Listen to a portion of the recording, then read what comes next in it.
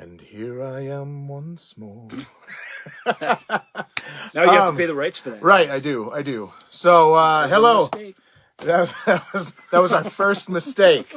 So, hello everyone. I'm David. I'm Ryan. And, this is the first video I think I've done in 2 months. Really? Yeah, I thought I just wasn't watching them anymore. No, I did. Oh, thank you.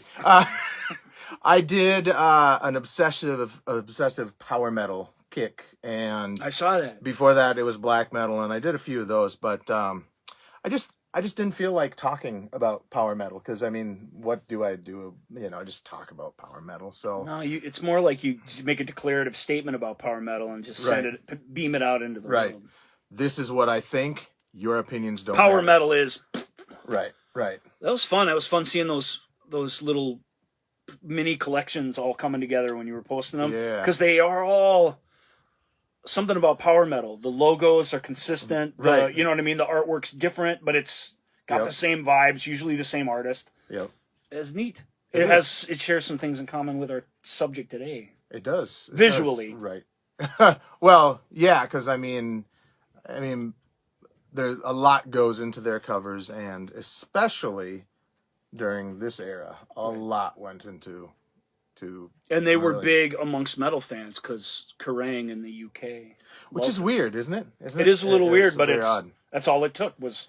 Right. It's without. I don't want to get off into the weeds before we've even started, but they're really, really big. Although this has changed now because generations they've moved on. But they're very, very big in Grand Rapids, Michigan, because the DJ there played them all the time, and people who grew up there just thought they were another good '80s band. Oh, Marillion? Yeah. Nice. Well, we should probably tell you what this video is, and by the title of the video, you'll know what the hell you're getting into. I was thinking about this today, and I was like, we probably don't need to tell any of you who are watching who this band is. There might be a couple new people who are like, I've never given Marillion a chance, so hopefully. Yeah, but at least your audience has heard of Marillion. I mean, that's usually where you have to start. Right. Well, it's like this. Right. Yeah. Maybe we can skip that and go right to the albums. Yeah. What do you think? So here's what's gonna happen. We're gonna do 5 of these videos. Maybe more. Well, when we go into the Fish discography, we'll see. We'll start with. We'll see how well we get along. Maybe we'll only do this one. Right. We might hate each other after this. Hard to say. That's a possibility. He's already insulted the fact that my head looks so much bigger than his. I love that. It was not an insult. I was delighted. If I come back here, it still looks way bigger than mine. Even though it's literally smaller, it still looks bigger because you got all this going. I do, yeah. Well, I started losing this and started growing that. You make me look like I have a neck, which is not what I normally look like on video. Well, and here's the thing: if I trimmed it all, let's see. My face is so round. We have basically the same face, and okay, let's go. We better get going. So we're trying to do these as hour-long special videos.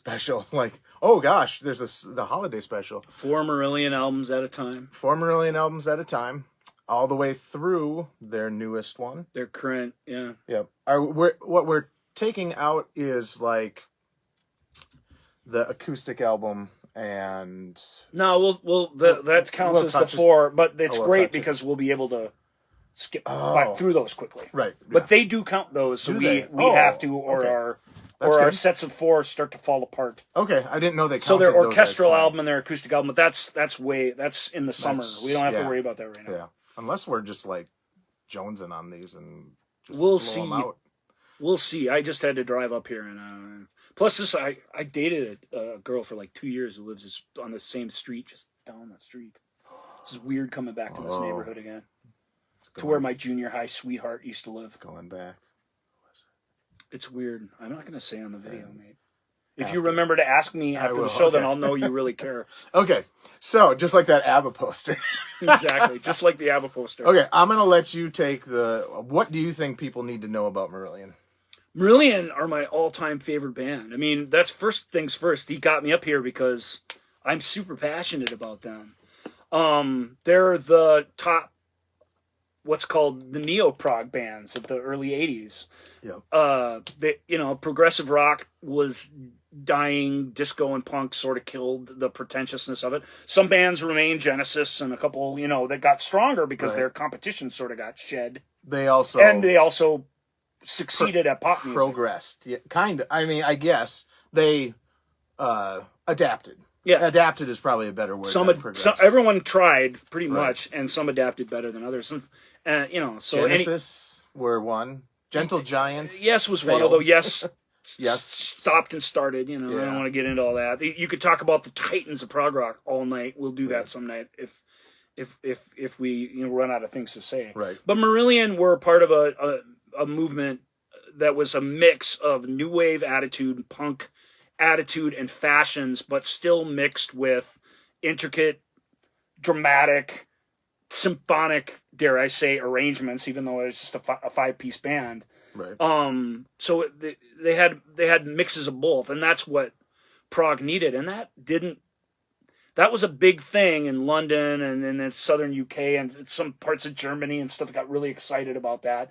But there were really only 4. There were a bunch of bands, but there were really only 5. And Marillion was the one that had the radio hit and that is still going to this day. What were the other 4 then? The 5 neo-prog bands. Right. Let me think. Let me try. IQ, one of them? Yes. Pendragon? Yes. Okay. They were the 5th one, but yes, I'll give you that. IQ were definitely one of them. What's the band that... of all the Genesis rip-off bands of the early 80s, IQ was the most Genesis-y. Right. And Pendragon was probably the least. They were trying to be Pink Floyd-y, but they were a little too dumb. The other 2, so we can talk more about Marillion, were 12th Night. 12th Night? And Palace. Palace, okay. Pallas. Right. Yep. And Marillion were the ones, I think, that out of all of those bands, because I've listened to bits and pieces of all of them, and they were the one that stood head and shoulders above the rest. We might get a bunch of people complaining about that statement, but maybe. I mean, they all had frontmen that were very charismatic and that were very poetic, and were, so that was neat. They all had really, really talented musicians, but yeah, Marillion has something different. They have something different. They have real magic that, as early as this, and even before this album proper, on their debut single, Market Square Heroes. Oh, I'm sorry. So we're showing that so you know who we're talking about, but we have to go through Market Square Heroes. Well, I think you do. Yeah. I don't think I totally agree. I totally agree. Market Square Heroes was their debut single. Mark Kelly, the keyboardist for Marillion, calls them, because he doesn't do this anymore, but as these 4 albums we're talking about are littered with this sound, he calls them whittly solos, the mini moog. Like that's the foundation of a lot of these songs. Now we're going to get another copyright claim. I don't think so. I didn't. Technically, that was a Styx mini moog solo. Stamp. Which actually could really get us into trouble. I think Marillion probably leave us alone. Right. They'll just be happy we're talking about them here in the Midwest of the United States. Market Square Heroes was an anthem. It was super fun. He's shot by Fish, the lead singer, the incredible iconoclast lead singer Marillion and lyricist, is belting out at the end of the song, "I am your Antichrist. Right. Pledge to me allegiance." I want to like that song more than it's got a fun energy to it. They do that song again and again and again throughout these 4 albums, and they keep doing it better. So I'll give you that. Right. Market Square Heroes is not the best. And I'm gonna. But it's a template for things to come. I think that's really, really important. Right. Yeah. And its B-side was a song called 3 Boats Down from the Candy, which is lovely. It's quieter, hauntinger. That's a part of that's a side of them too. Is these sort of dark, haunting, quiet falsetto? You pointed out Journeys. The falsetto sort of goes away a little bit as the band continues on. But this, dare I say, and I hate to say it, but we're about to talk about this anyway. A Peter Gabriel like falsetto to lead the song off in this sort of. But in comparison to a band called The Watch or Citizen Kane, so much less than we ever really thought. Oh, I think so. Because I think they were. I think that's powerful. true of all of the neo-prog bands who were all associated with Genesis one way or another. Right. And I think all of that's sort of unfair. And that is, though, the side of symphonic prog that these bands followed. Right. They don't sound like Yes. They certainly don't sound like ELP.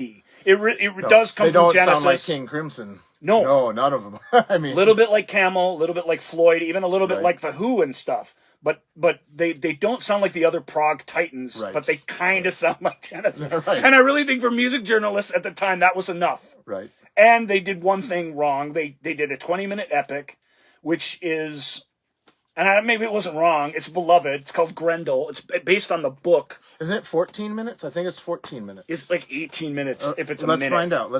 So it is 1717.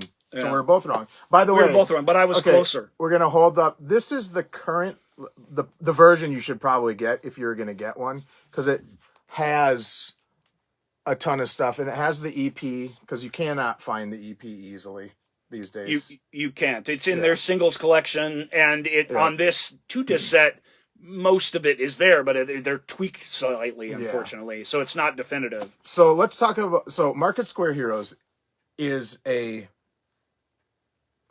Actually, before we talk about that... So Market Square Heroes is a mission statement. We had Fish on vocals. Yep.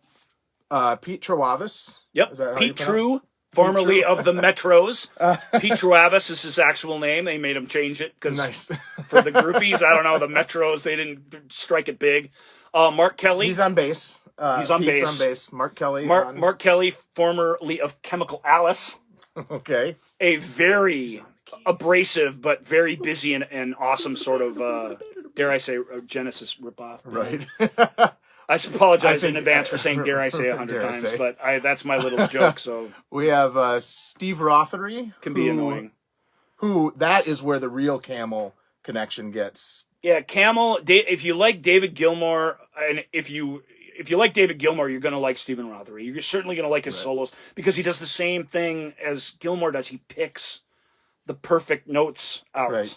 I mean, his playing is fantastic, but what he really does that's magical is he finds the exact melody and counter melody to just make the thing sing beautifully. He's an incredible guitar player, and like you said, Camel. If you like Andy Latimer, you're really going to like him because that's even more who he is.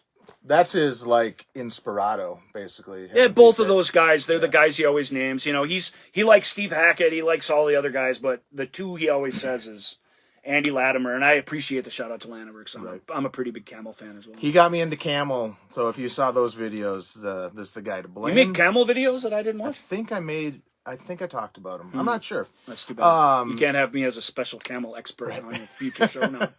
I might not. It'll be like a rerun. They'll be like, oh, it's just more Camel. I think I've done a Marillion discography and a Fish discography, but this needed to happen. On their opening EP, Grendel, they put a 17-minute song on it. Now that's great for a prog band. We got to tell them who the drummer is for the band. Mick Pointer. Mick Pointer is the drummer for the EP. He's the founding member of the band. Technically, it's his band. Yeah. We'll get to that drama of that later. Yeah. Mick Pointer, Mick Machine Gun Pointer, as Fish calls him. Okay, so we talked about Market Square Heroes. Market Square Heroes, and we haven't even got to the album yet. We didn't even talk about 3 Boats Bound from Candy. I mentioned that it existed. How much do you need to talk about? I want to say that song sounds like it should be on their second album. Yeah, a little bit. So, okay, and then Grendel. The sound of it isn't there, but the style of song is very much like their second album, I agree. Grendel, 17 minutes, 17 seconds, and the last based on the book about the story of Beowulf and Grendel from the monster's point of view. The monster's a sympathetic character in it. Right. Persecuted. He's still a monster. But it's a really neat book, and the Fish was inspired by the monster being the hero. He wrote this giant thing. It's structured just like Supper's Ready. Yes. Here's my one thing about it. Structured, but it doesn't sound like Supper's Ready until it does. Minute 14, where it goes dum Unfortunately, Yeah. that sounds exactly like Supper's Ready. Exactly like. So the song's not a Supper's Ready ripoff, but it's the same basic length. It follows the same basic structure, and it really hits a riff that sounds extremely old Genesis-y. Right. Do you think if they took that out of there, they would have had less Genesis comparisons? All these bands were compared to Genesis, so I kind of doubt probably it. Not, but I do think if you take that out of there, even Grendel, you can't say. Because anytime you read about Grendel anywhere, and you don't read about it a lot, right. The band's way moved on from Grendel by now. Even the Fish moved on from it. Just a couple of years later, there were guys showing up to concerts dressed as jesters, screaming out Grendel. Right, and they're like, no.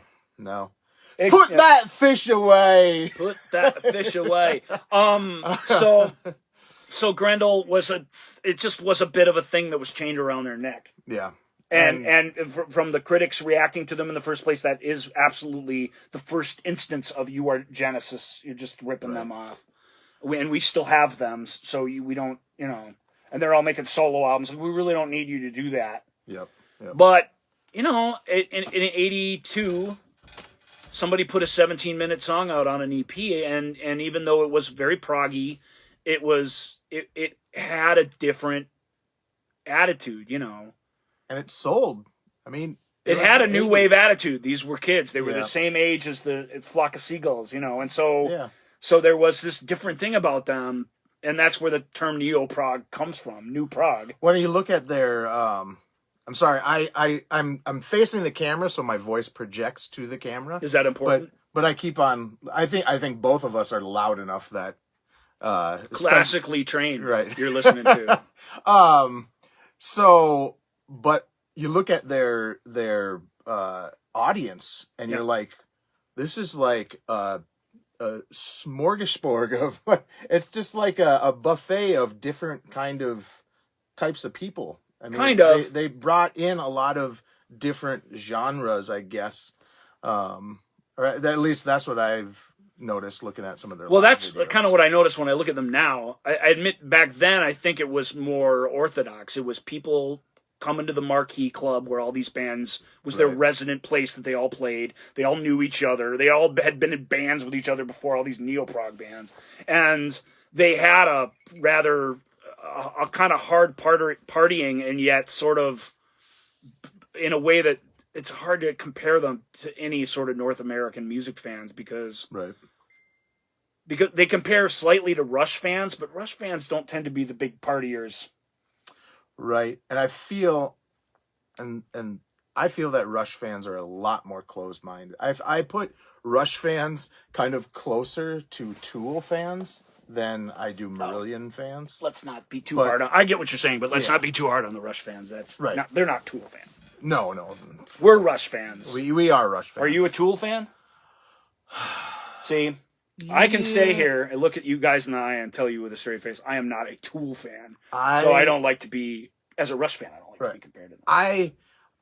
I have them. The point is, I have them, but I walked out at the first. Stevie and we walked out of Tool. I remember. Yeah, I was just like, what? She looked good in that hat you gave her. Anyway, that Tool hat. Tool fashion was very industrial looking, very sleek and cool. I have to appreciate that. Yeah. Tool T-shirts. When I see them, I was like, that's simple. It's really nice. Yeah.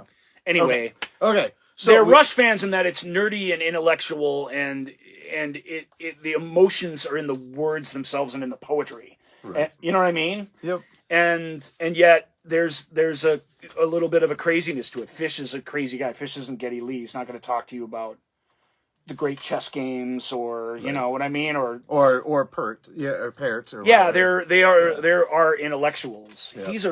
Fish was a really really smart guy, but he was this hard drinker.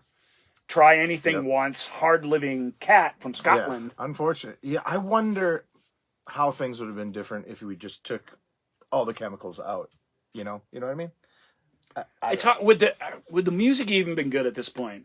That's like saying how good would Gary Oldman be as an actor if he wasn't like drunk and stoned for the first 12 years of his career. I mean, you see, he's good. He's still good. He's still good, yeah. But would you take all those performances away? I wouldn't be parted with any of them. It's just like when I said about Doug Pinnick from King's X. The band might have had a chance to stay together. Right. if that had been taken out of it. But we'll set that aside for a while. And we need to get on to their debut album. What I mean about Doug Bennigan's X, we talked about how people are really rough on their voices, and we would rather have them just be rough on their voices for 10 years and have amazing albums.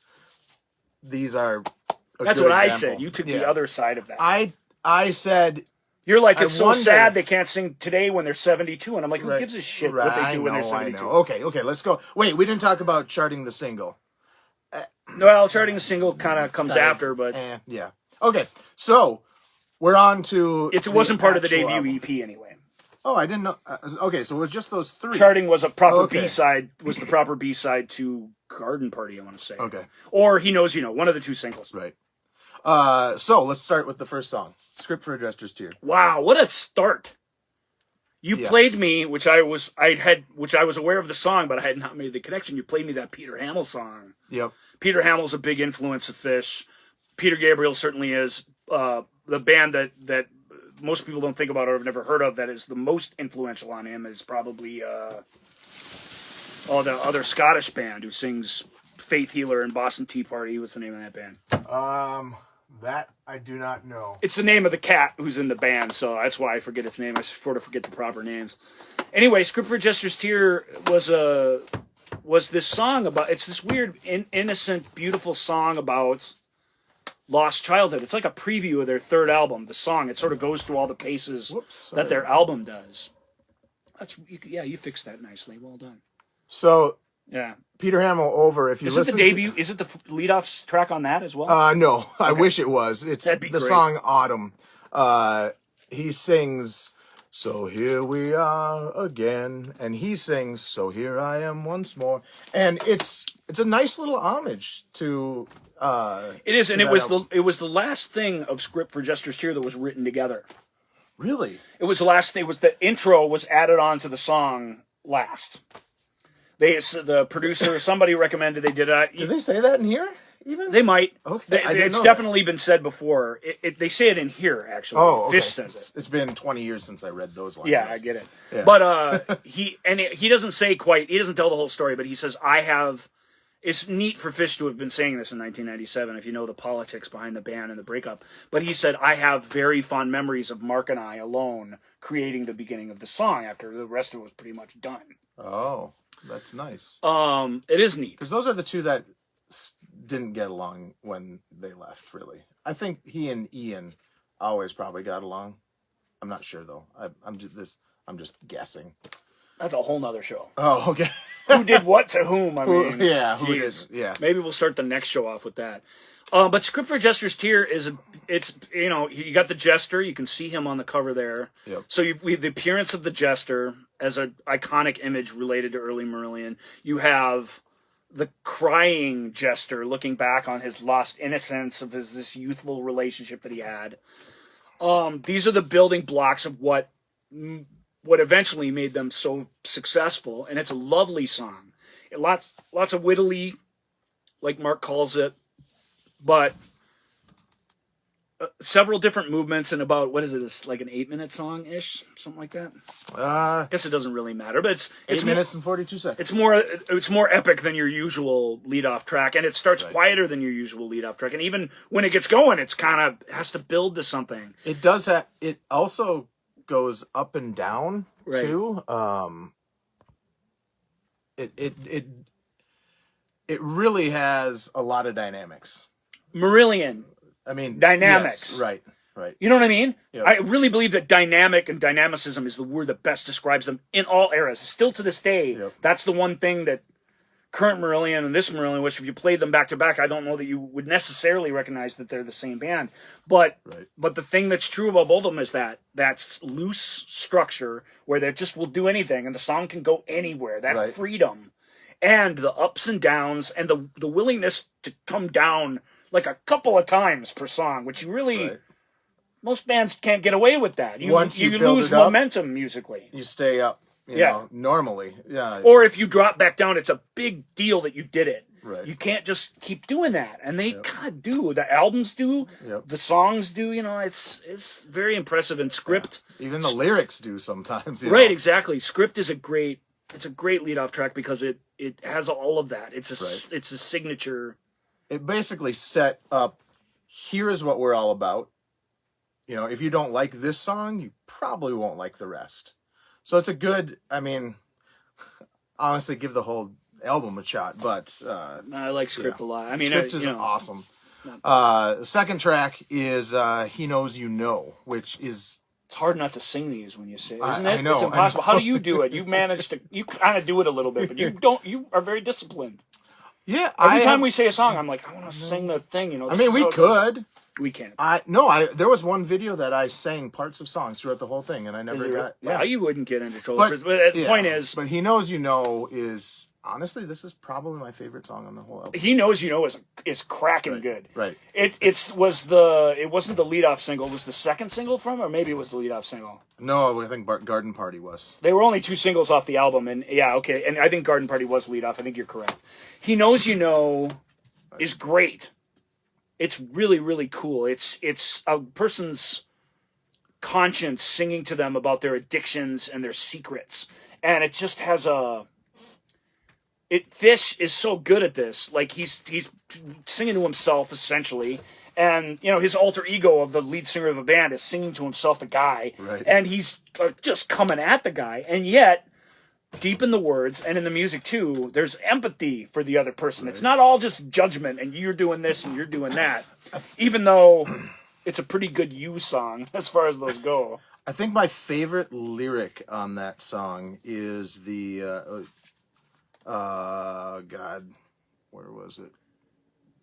He Knows You Know is as close as this version of the band at this period of time could provide a radio hit, basically. And it wasn't one, but it's concise. It's just a little under 5 minutes. There's a little thing at the end that sort of drags it on a little bit, a little sound effect-y bridge thing. But I love He Knows You Know. It's a fantastic song. It's a very underrated song because it isn't one they trot out much. Neither him right. in his later concerts and certainly not the band. I can't figure out... you should have stayed at home and talked with Father, listened to the lies he fed. I've never actually sat and read all of these lyrics. I've just sung along with them and not even really thought about them. So they're very accusatory, like I said, right. Which Fish has a lot of songs like that. But he is they're personal to him, and that comes through somehow. It comes through in the performance, and so it makes it. And we'll talk about this phenomena several times, but it makes it. He Knows You Know was the lead-off single. That makes sense. I mean, it's to a record company, it's the one that's maybe could have been a hit. I don't think any of them could have been, but no, it's short. It's not as froofy as Garden Party, which is a lot harder to latch onto. It's got a nice energy to it. Right. So I love He Knows You Know. Okay, we're gonna get to so what do we got next? We have The Web, which the fan club is named after the song The Web. Yeah, I think The Web is possibly one of the weakest, probably the weakest track for me. Maybe. I like it because I have a history with it. I have a 30-year history with it, and knowing it, I don't ever skip past it. Right. Are there any tracks that you ever skip past on any of these albums? I don't think I've ever. I can for fun, if we can remember to do this, I can pick one for each album. Right. I think even though I probably don't skip them. I'm like you. Right. I probably keep them, but I could think of one. Mine would not be The Web, but I could see why it might be yours somebody would be Chelsea else's. Monday then. We'll see. Okay. We'll see what mine is. The Web, but it wouldn't be The Web. The Web has a nice lyricism to it. Again, it's got the band. It's a cool song. I mean, it genuinely is. But you're right. It is a little bit nondescript. Of the longer, it starts mellower, builds to a crescendo type songs on the album. It's maybe the least impressive. Although the rain auditions at my window is one of my favorite opening lines. I just love it.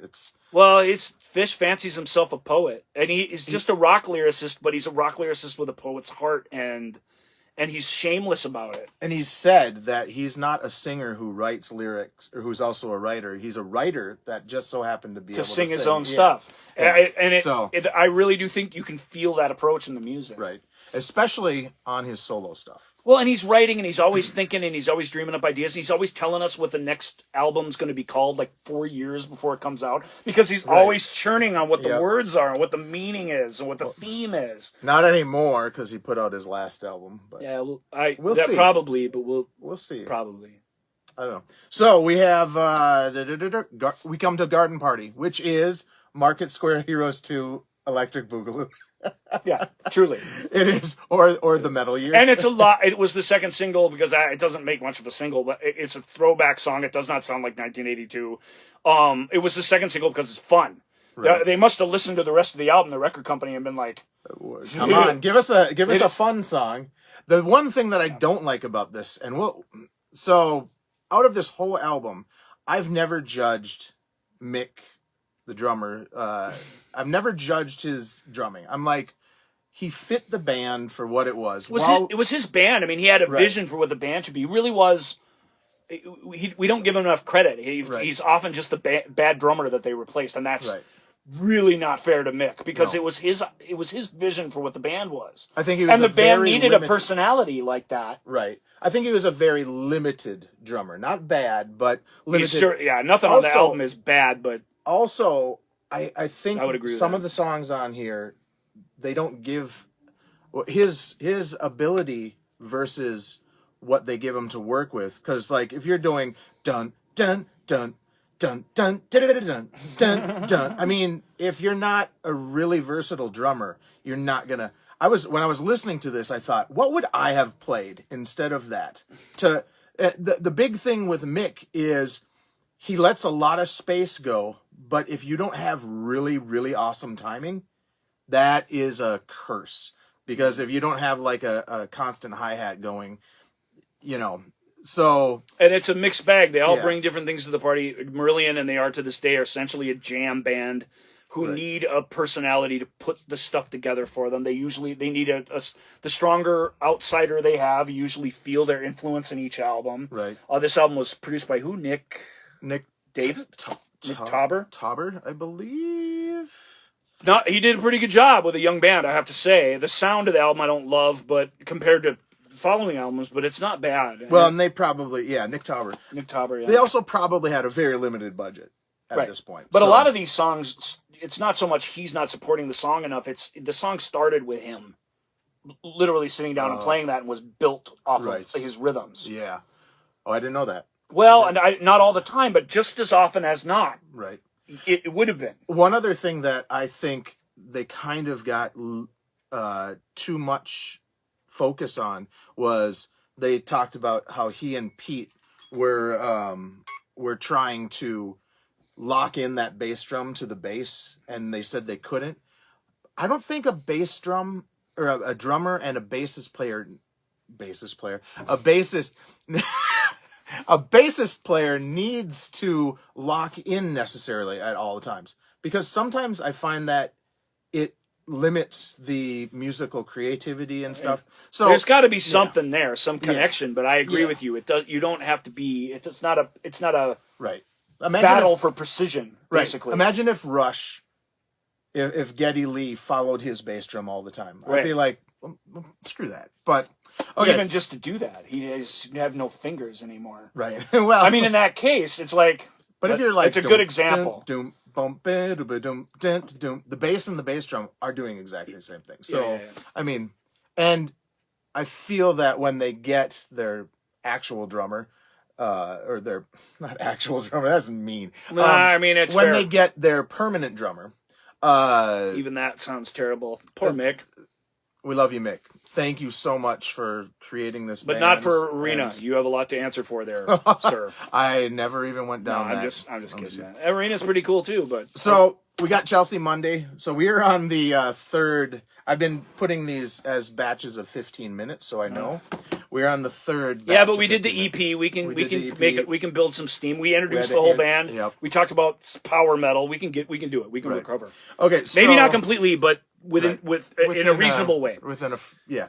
So Garden Party is this goofy song about all of them being. It's basically a class war song about a bunch of punks being invited to a high class party and destroying it as you would expect they would. Yeah. It's hijinks. it's I don't want to call it like Python-esque, because I think every British comedy thing is compared to Python, and really they all have elements of that same thing, even you know what I mean? But it has that, there's spoken word in it, there's all this interplay and stuff. It's a goofy, like almost novelty song. They had to actually edit the song because he does say the F word in there too. Yep. Which at live shows when they do play it, and they still play it. He's like a kid in a like a movie who gets to say a bad word. He just punches the word. Right, and just punches. Because here's our, I didn't get to say this. Now here it is.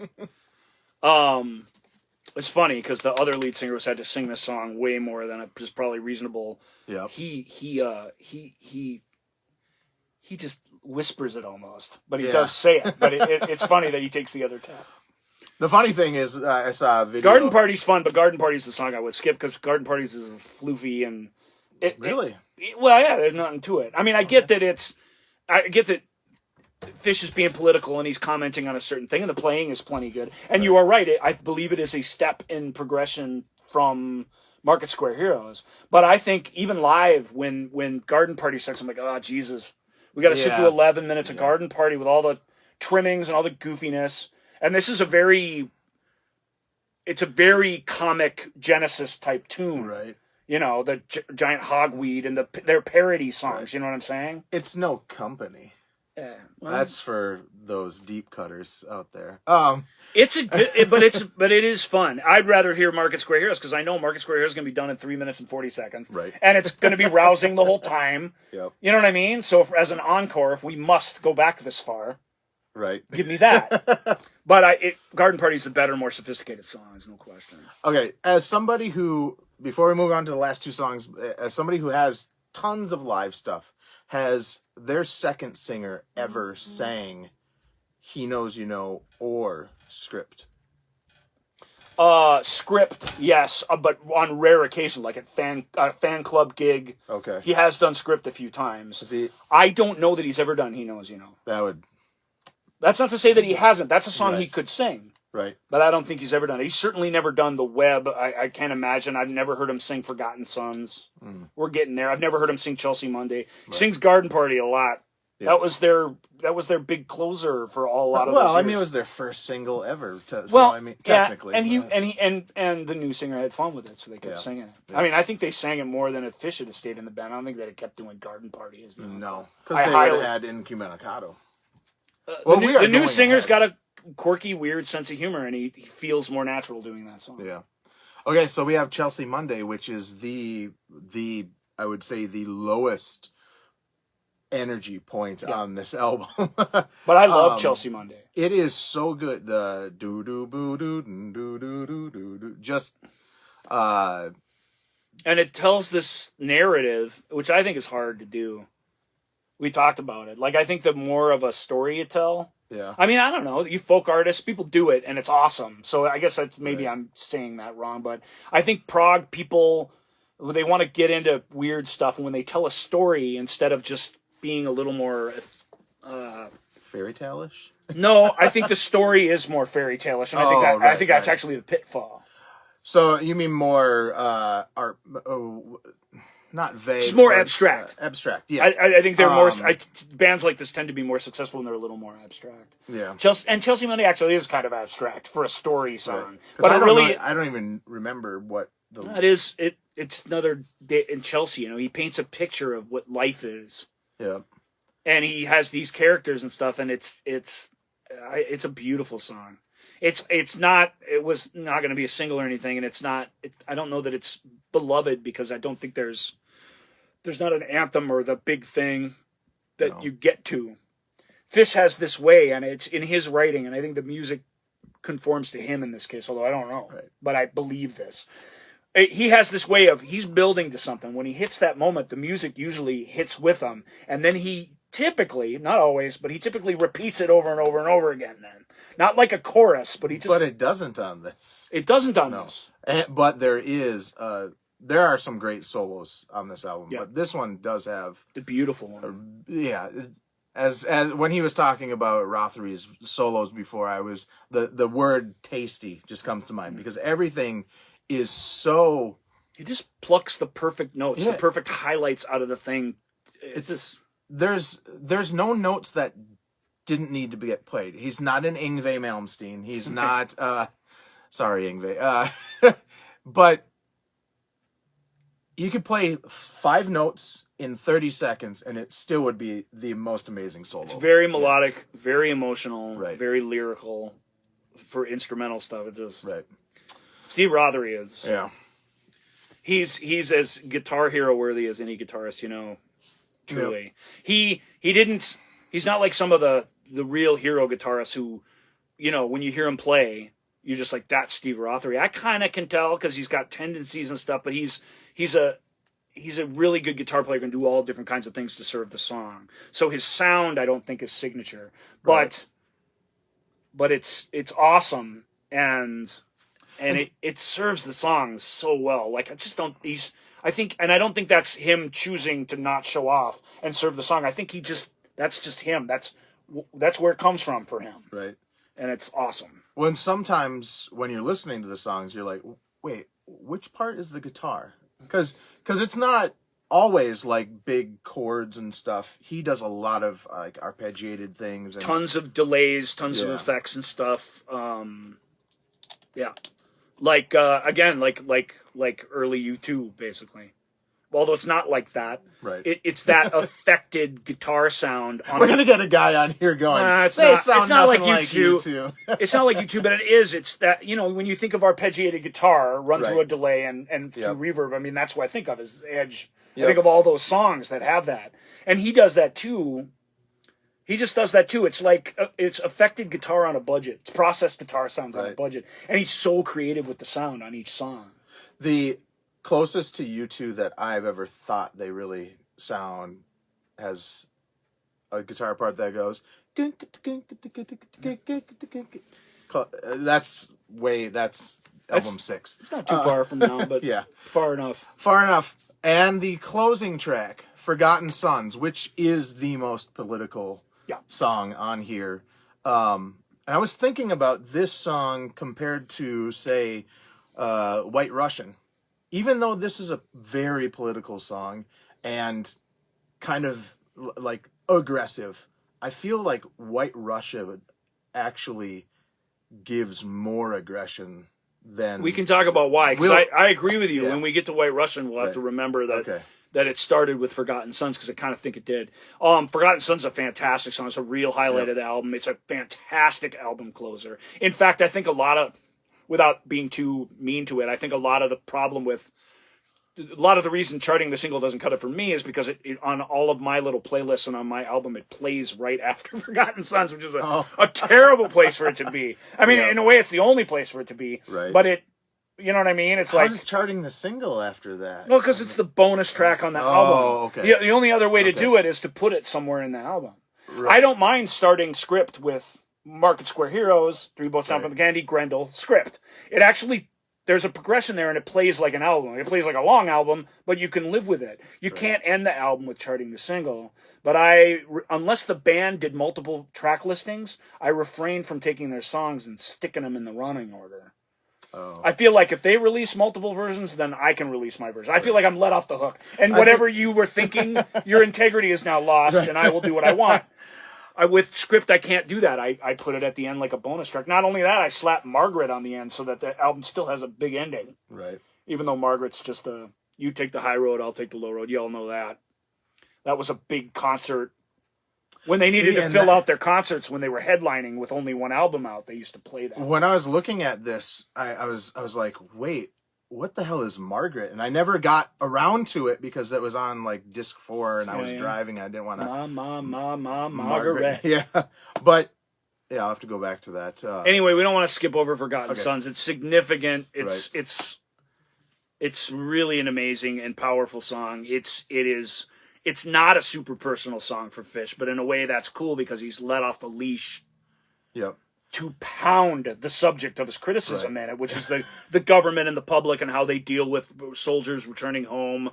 That was a very popular subject at the time, you know, especially Vietnam soldiers. Yep. The Vietnam movies were starting to come out after 5-6 years of we're gonna just pretend like that didn't happen. We're still wash our hands of it. we're still triggered by it. Like we right. just don't want to think about it. It's over. Right. And then artists started to comment on it, and it's at the tail end of that, but it's right in that era, and that is what the song's about, and it is very, very powerful.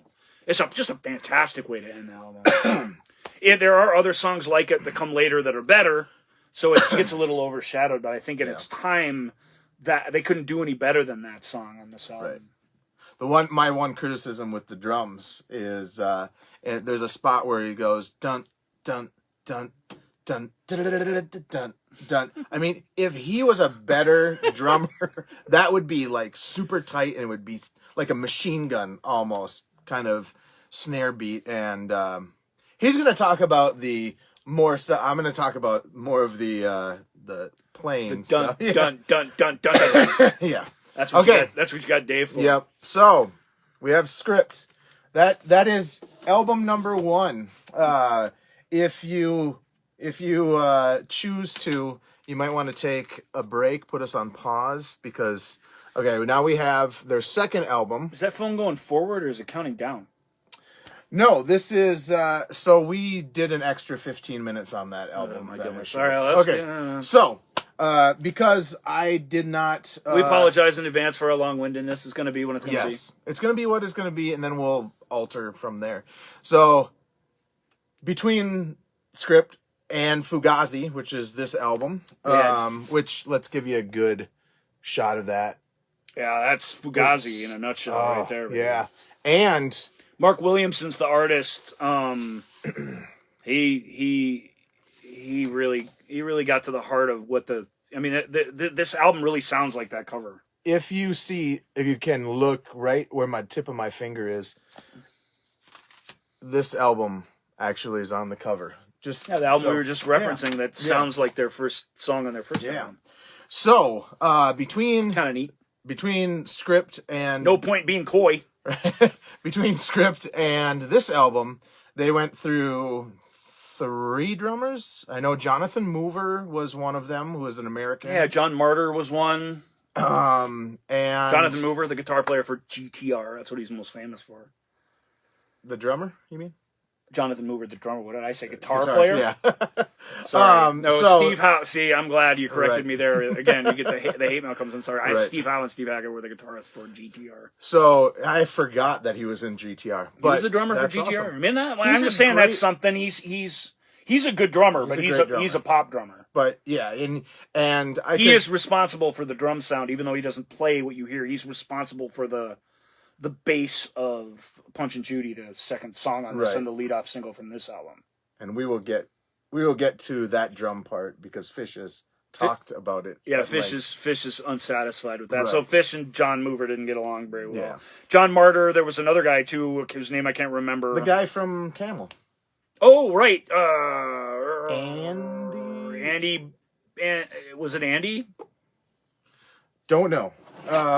Anyway, yeah, he was for a brief time. They all liked actually, but they were a huge fan of his. But he had some issues. He had to sort out. there was a bit of chemicals going on there, right? And even which primarily the reason he wasn't in Camel anymore, so it wasn't going to work out. The guy who did the Steve Hackett connection, the guy who had just played on Steve Hackett's Highly Strung, was this fellow by the name of Ian Mosley. Ian had been kicking around doing all kinds of stuff, and he was doing session work at the time. Andy Ward. Sorry. Andy Ward, thank you. Because he's a really good drummer. And an important guy in prog history. He's fantastic. Yeah. But you get Ian Mosley, which was kind of like I'll go check him out. Well, they were just out of time. I mean, exactly. Yeah, we'll go check him out. Sure, whatever. We need somebody. They were out of time. He was going to be a session drummer for them.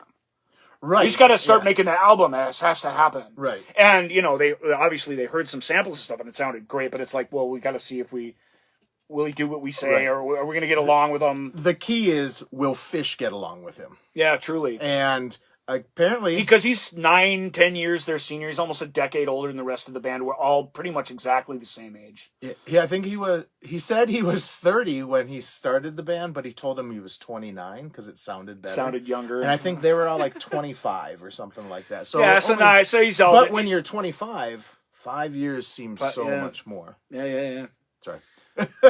Ian Mosley, and Ian Mosley is the answer, man. He's the answer to a dream. He's exactly the drummer Marillion needed. And what they found out while they were recording the album or just before they did, either way, what they found out was that as a permanent member of the band, he got a cut of whatever, and he got the band's deal. As a session player, they had to pay him a ton. Oh, because he was a very accomplished session guy, right. And so he joined the band. And lost money. Yes, but he wanted to join the band. Like, he liked what he was doing. I mean, this was a really good group of musicians. I just read most of this book. And who, with one exception, are notoriously easy to get along with. Right. I read this book, and not only did he get along with Fish, but at one point, Fish says, I was doing something, and Ian said, if you do it again, I'm going to hit you. And I did it, and he punched me, and he said he punched me with enough force so I could know that there was way more behind that he could have done. Yeah. And that basically set up their relationship, and they got along fine, I guess, until they left. But like Mark Kelly said, walk softly and carry a big stick. I mean, I can see why Fish would respect that, truly. Yep. And Mark we don't Kelly, condone y'all just hitting people, but no, I can see why it worked in this case. Mark Kelly said that he felt that Ian needed to pull back his actual skill because they weren't good enough to play with him. And then in the same paragraph, he said, to be honest though, Pete was at Ian's caliber all along too. I thought that was really cool because they are magic together. Right, they are magic together. As far as rhythm sections go, I mean, here's your answer. And the album starts off with drumming, and it's the best drumming you've heard on a Marillion album yet, or on a Marillion song. And it's rhythmic drumming where it's a lot of tom work. Yes, which is a signature of Ian's sound, if you can say there is one. I mean, well, but what's his name? Mick. He would play drums, and every fill felt like he was nervous to do it, and where Ian, you're just like dun, dun, dun, dun, dun. It's just almost coming out of him naturally, and it's like he's wondering what beat he can put a stick down to take a drag off a cigarette or something like that, and he would be able to do it with one hand, kind of thing. Even to this day, and all the time. I've seen them a couple of times. You see him play in the videos and stuff. I haven't. He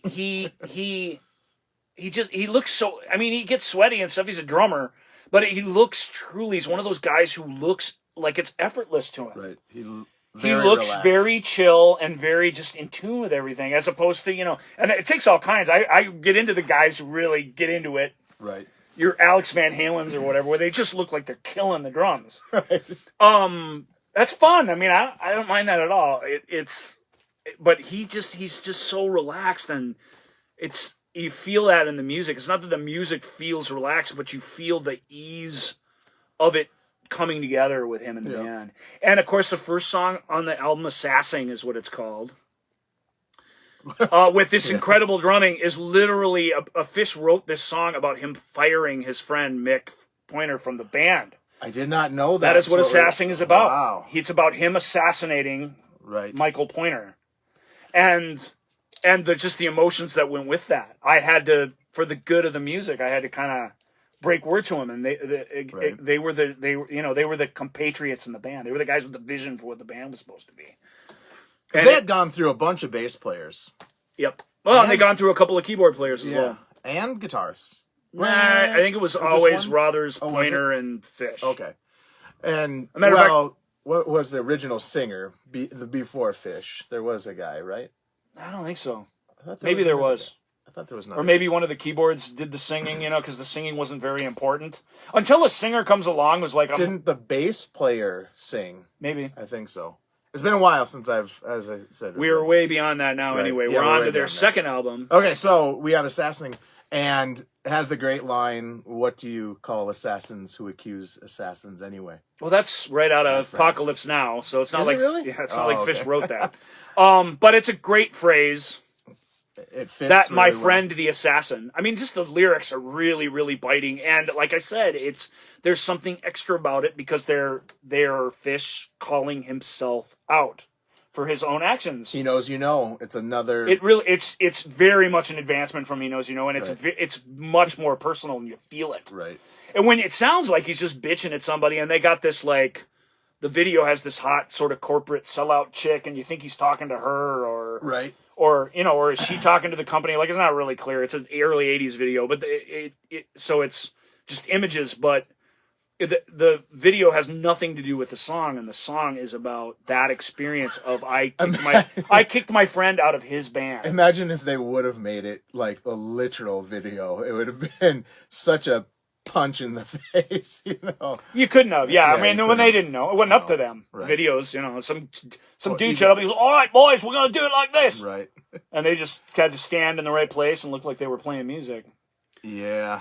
It's a really, really good song. It's a really, really good song. Just don't watch the video version. Just the listen video. to the... It's not a bad video. I have a theory that 85% of all videos, as nostalgic as we might be about a lot of them, they all sort of ruin the song. If you listen to Assassin on this, you listen to it with a good pair of headphones, you listen to it on a real stereo system, and you let yourself be absorbed by it, it's amazing. It's an incredibly powerful thing. When you watch the video, it's a cheesy 80s, big-haired... You're pulled away from the feel of it. Yeah, from the music. It's still fun. It's not a shit video. It's just... Yeah. It's all videos are shit videos, basically, especially those early ones that were done on a nickel. They're entertaining, but how do they serve the music? In most cases, sometimes brilliantly, but in most cases, I think not at all. Yeah. They detract from the music, essentially. Yeah. But we can talk about videos as we go. Assassin has one. Punch and Judy. So, this is the song that Jonathan Mover came up with the drum part, which... Well, he's blamed for the drum part. I mean, you never know what the truth is. Right. We don't have Jonathan on the record. Right. Saying, yeah. Honestly, I love it. I love the beat. Do you? Yeah. Fish wanted it to be like a Bo Diddley song. Yeah. So... And it ended up being more like the most McPointer sounding thing on the album, basically. Yeah, but it's slight years above... Well, the playing is a million times better, but the rhythm is... Right. Very much what we've been doing up until this point. It was the shortest song. It was the lead-off track. Fish thought he wrote a hit, right? And then they just ended up without one. And he's mad. What did he want it? What did he want it to sound like? Bo Diddley. That's Bo Diddley. Yeah, Bo but Diddley. What they got, I think, is. You like it. So yeah, it's more Marillion than Bo Diddley, I'll give you that. Right. I've always loved that drum beat. Even after I found out that Ian didn't really kind of come up with the rhythm, and they were kind of stuck with that at the time.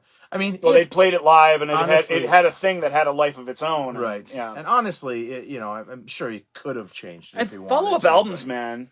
Follow-up albums are hard. These guys are putting albums out every year. They're touring like crazy.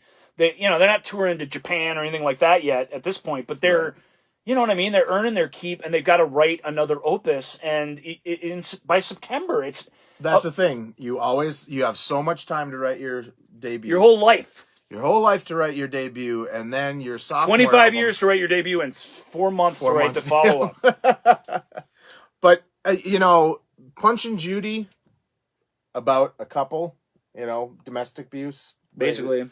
Just abuse in general, but it's specifically about domestic abuse. Punch and Judy are the puppet shows who beat up on each other all the time. The single has a great cover. But still, just, of the jester and his girlfriend in the Punch and Judy puppets beating up on each other. Yeah. Just awesome. It's a fun little song. I like it. And it's kind of goes with the dark theme of the album. So I don't have any problems with it. Fugazi's a dark album. Yes, he goes to dark places on every album, but Fugazi, we'll get to it here in a second. Right. After its lightest moment, it just goes into the depths of darkness in this long string of songs. Yeah, I mean, it starts out pretty harsh, but still in a you got the first two singles basically. You got the songs that are written for the radio that are catchy, that have choruses. you know, that are just built like normal songs. Right. Then you have this lovely Jigsaw. Jigsaw.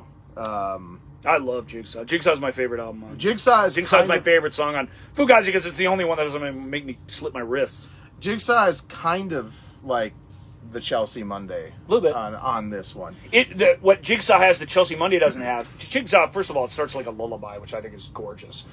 Mark Kelly's his little squeeze box, like musical box. We are Jigsaw. Twiggle and in that way, it's like Chelsea Monday, except the keyboards in this case are carrying it rather than the guitar. What Jigsaw has that Chelsea Monday fails to have is it has stand straight. It has the big chorus. It gets to a big anthem. Right. Yeah.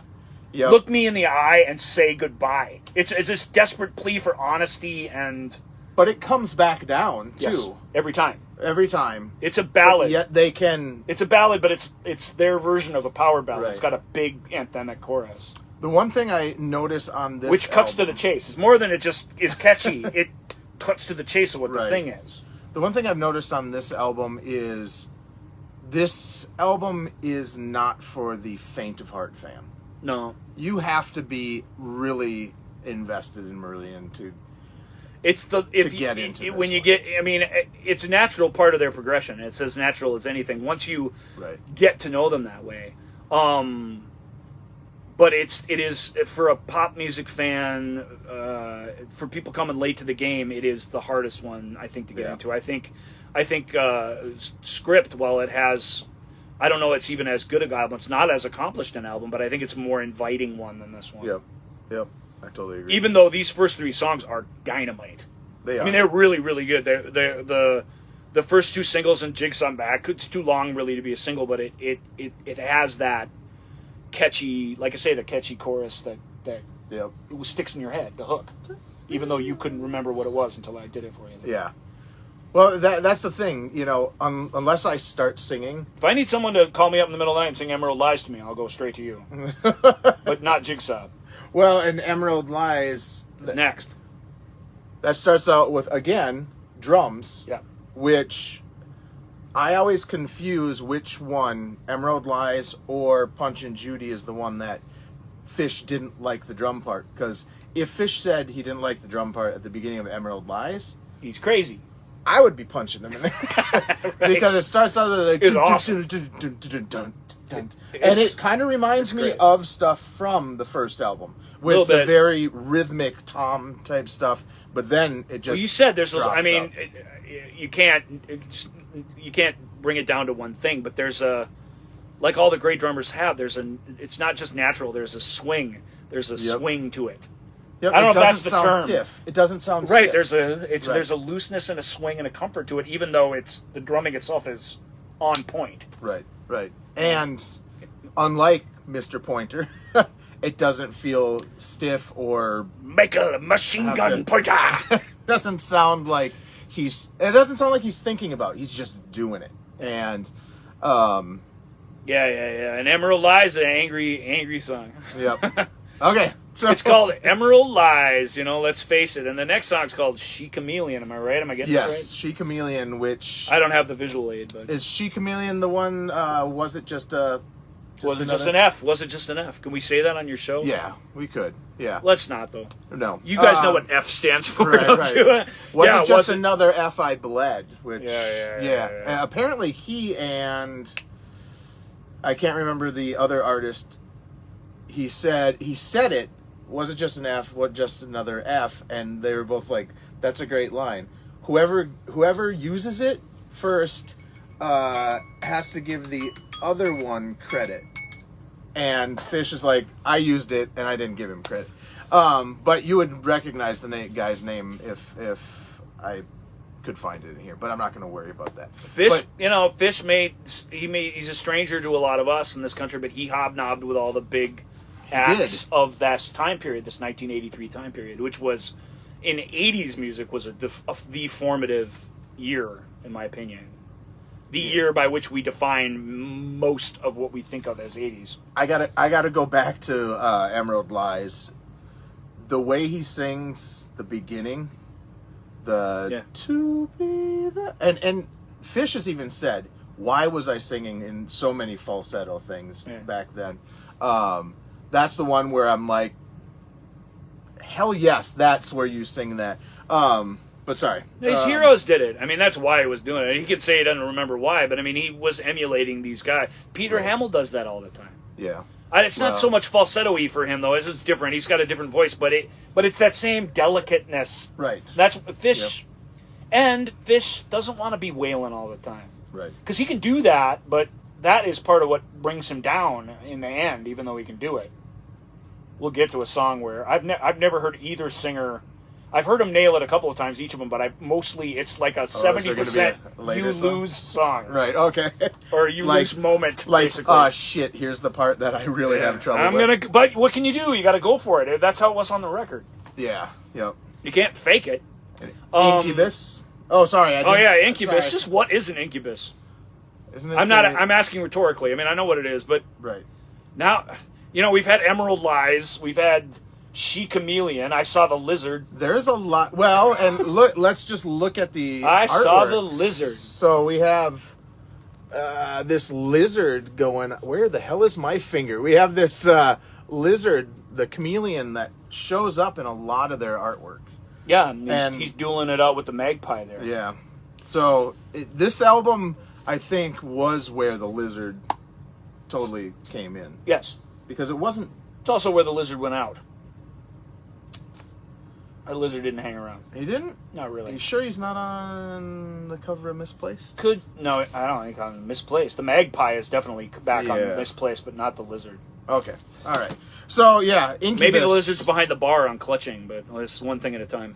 Incubus is strangely a lot more energetic than I ever remember it. Yeah, I listened to it just yesterday, and I had the same reaction. I'm like, I always thought of this... I mean, I always thought of it as this... dark, icky. I think we confuse it with She Chameleon. Yeah, I think that's correct. Yeah, so because She Chameleon is really a dark, angry song. Yeah, and Incubus, even though an incubus is a thing that comes and rapes you in the night, a spirit, and the song has got a pretty dark outlook on life. It's actually a more buoyant, fun song. It's a little easier to get into, especially the chorus where he's like, "I've a mote in your eye, I."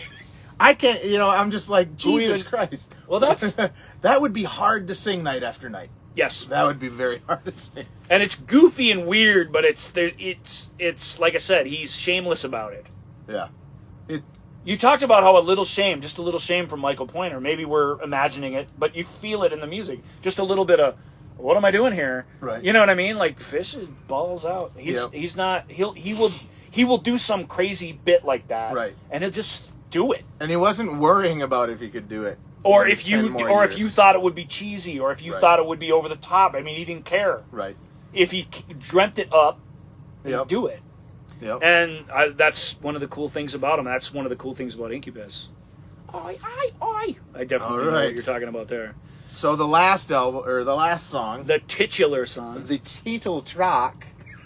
Oh, this is the title track of sort of forgotten sons of this particular album. This is, yep. It follows the mold of their album closer from the previous album. Yep. And it's so much more musically sophisticated. Just in 1 year, and really a little under a year. Right. I think also having... Because Forgotten Sons is great. I was just raving about it. Right. But the trip from Forgotten Sons to Fugazi as a direct comparison, like musically, it's off the charts. Right. And even lyrically, I think Fugazi's loaded with more poetry, more metaphor, more allusions, more... You know what I mean? More stuff.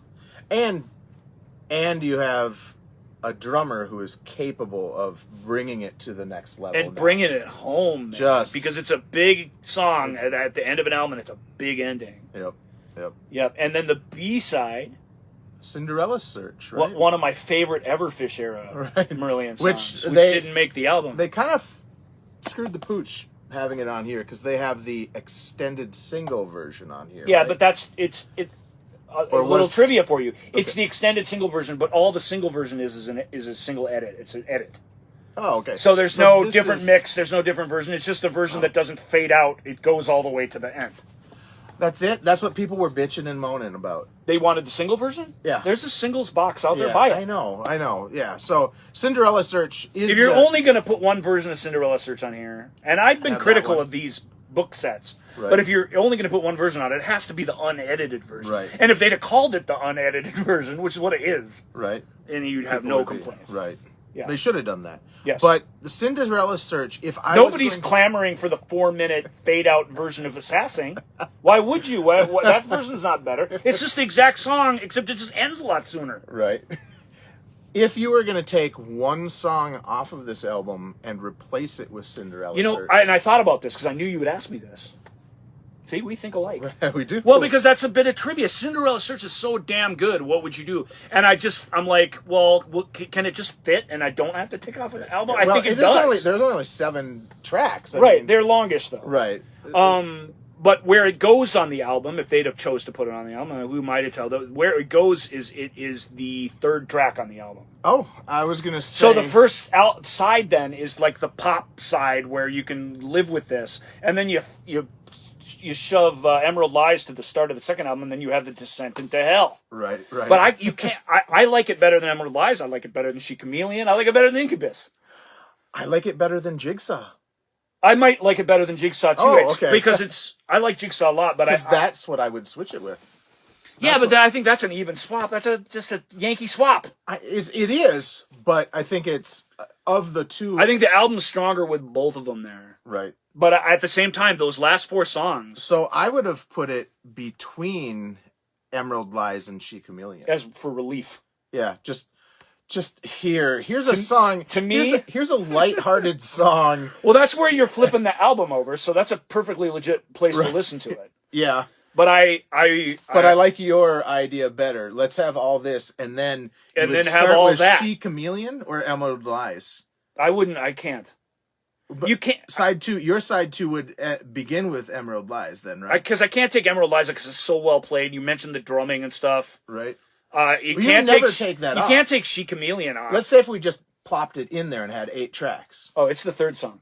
So yours would be the 3rd song. Yep. So you'd have Jigsaw and Jigsaw would end the first side. So you would have a nice this is a pleasant experience, and then side 2 is, as you said, the descent into hell, especially Fugazi. Not that Assassin and Punch and Judy are all like taking it easy. The point is that those first 4 songs, I believe, could live together in harmony. Right. They're as an EP. They're the pop songs, they're the whatever songs, right. and they're the ones that are structured like normal songs. Right. And the other ones are these weird, even though they're not that epic in length, they're structured in an adventurous way.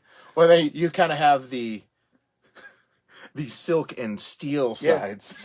Yes. Or the light to make and a dark. Jafria reference. I love the fact that you knew it was Jafria. You bastard! I'm doing my Marillion show and you got me talking about Jafria. Not cool. Or is it so awesome that somebody's going to comment? Okay, so start ends. I love that. I do a movie podcast where nobody comments ever.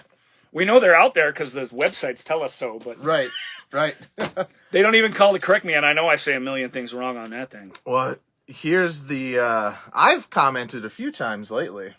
Yes, and I didn't notice because I didn't even looking for it anymore. Right. 150 shows and no one says anything, and then your friend starts commenting. It's like your mom says something nice about your performance. Oh, sweet. I mean, they don't know you're my mom, but I know, and it's kind of like, thank you, Dave. I mean, I really do appreciate it, but it still feels like, sweetie.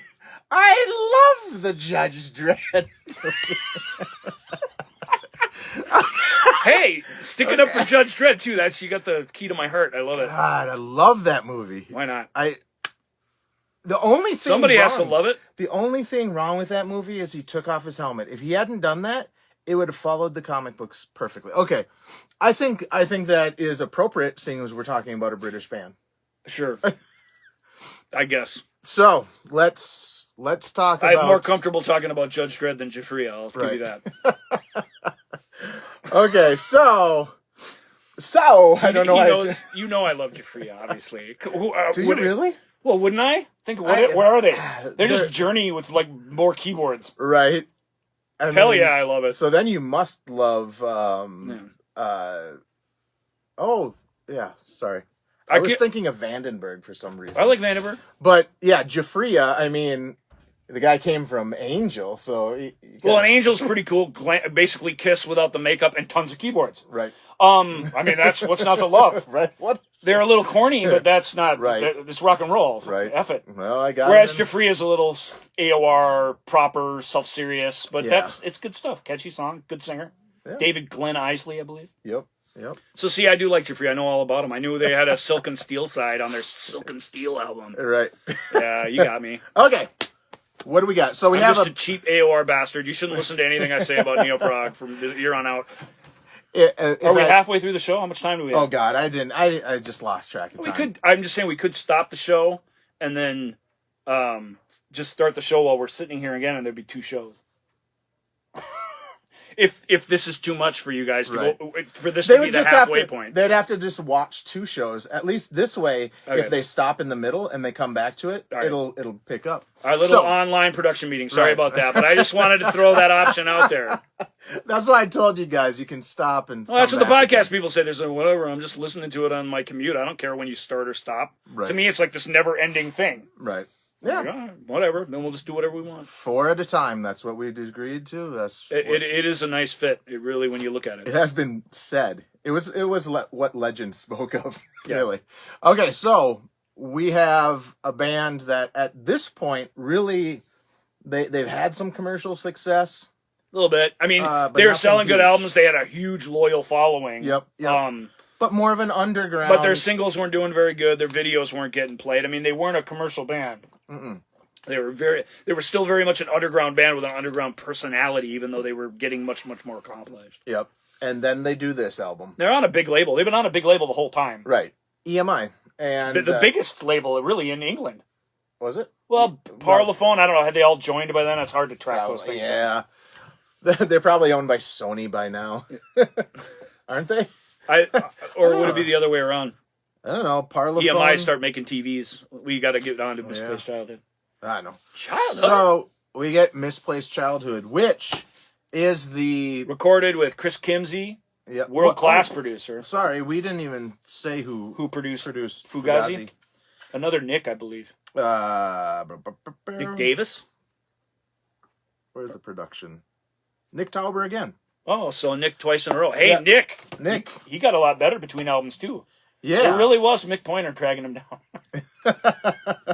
No, I mean, they grew as a band. I mean, that happens. You know, I don't know if the songs are as good, but they're so much more dynamically played, and you really feel the energy of them, and they pull you along in a way that the script songs don't. And by this time... And good for Nick Tauber for producing that second album. That's cool. Nick Kimsey. Chris Kimsey. What was he known for at this point? Well, he'd done a bunch of people, but okay. you'll have to look it up and say what he's known for. I know some things that he's done since. Okay.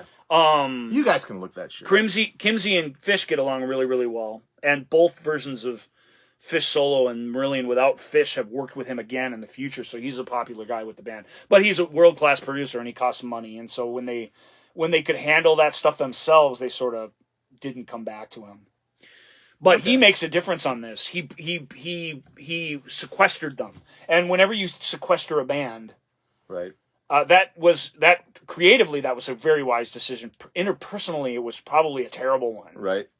Because they weren't in London, they weren't at home, they couldn't go see their girlfriends, they couldn't do anything. They were brought to Berlin, West Berlin, where a lot of really great albums are recorded. Which is weird. I mean, would you think, hey, let's go to Berlin of all places? At this time, a lot of the weird neo-prog and AOR bands, there was a studio there. It was the same studio they all played in. Right. Because it wasn't like there were 9 studios in West Berlin. There was this main one. And there was just a lot of good albums in succession were made there. Do you think they were still going to other countries to avoid that whole taxation? They're not tax exiles that I'm aware of. Because Jethro Tull did that in the 70s. They went to France, so they didn't have all this tax by doing it in a studio in. And so I always thought maybe for staff and whatnot, but I don't know. I don't think that was. I mean, maybe that was the reason. I don't know. There's reasons to go elsewhere. Right. There's lots of them, but what it really does is it forces a band, and this was Kimsey's plan, I believe. I guess I've never read him say this, but why producers do this. Rupert Hines, some of the producers that I really, really like, is they just want to get them away from everything else, so they have to concentrate on this. It's this boot camp of music, and you just aren't allowed to do anything else, basically. Well, and they said in Fugazi they weren't ready. They were not ready. From a song standpoint, that was foisted upon them. It's amazing how good that album is, given that it's a second album, given that the very quick turnaround time. Yep. You know, that's it wasn't that if they wanted to rework Punch and Judy, just rework it. They couldn't. Punch and Judy is done. We have to get more songs here. Move on. Yeah, I think they only had like 4. That's why it's incredible that the non-album track from Fugazi is among their best ever, because it's right. Like because they were so hurting for material. It was like, who was the one who said, "Nah, let's not have that on"? It doesn't really fit. Yeah. Where I put it is where it fits best, and it doesn't really fit. It's this. Yeah, I'll agree with you, because Emerald Lies. Wait. Jigsaw is a much more. It's more somber song. I'm gonna come in like this. I keep on thinking that I keep on going out of the. Like, am I? Sorry. I've been watching it the whole time, and you're mostly on screen. I mean, it doesn't have to be perfect. I'm mostly on screen. Okay, so they go away. Fish has a bath where he's on acid, I think, and comes up with what, as a prog band, what do you come up with? Do you like that? You know something I really like? What? For all the prog nuts out there, is that Fish and Chris Squire both have the same nickname, obviously because they drink a ton, and yet they both had the same lie. Both bands had the same lie. That they love to take baths. Yes. It's so dumb. Just say. Nobody believes that. Right. You can admit it. Just say, I used to freaking drink. I used to pound the sauce, baby. Right. Of course, they were asking them that in their heyday while they were doing that, so I suppose they had to come up with something. Yeah. The manager's like, no, not the drinking. Do not say that you're drinking. I just think that's funny. Yeah.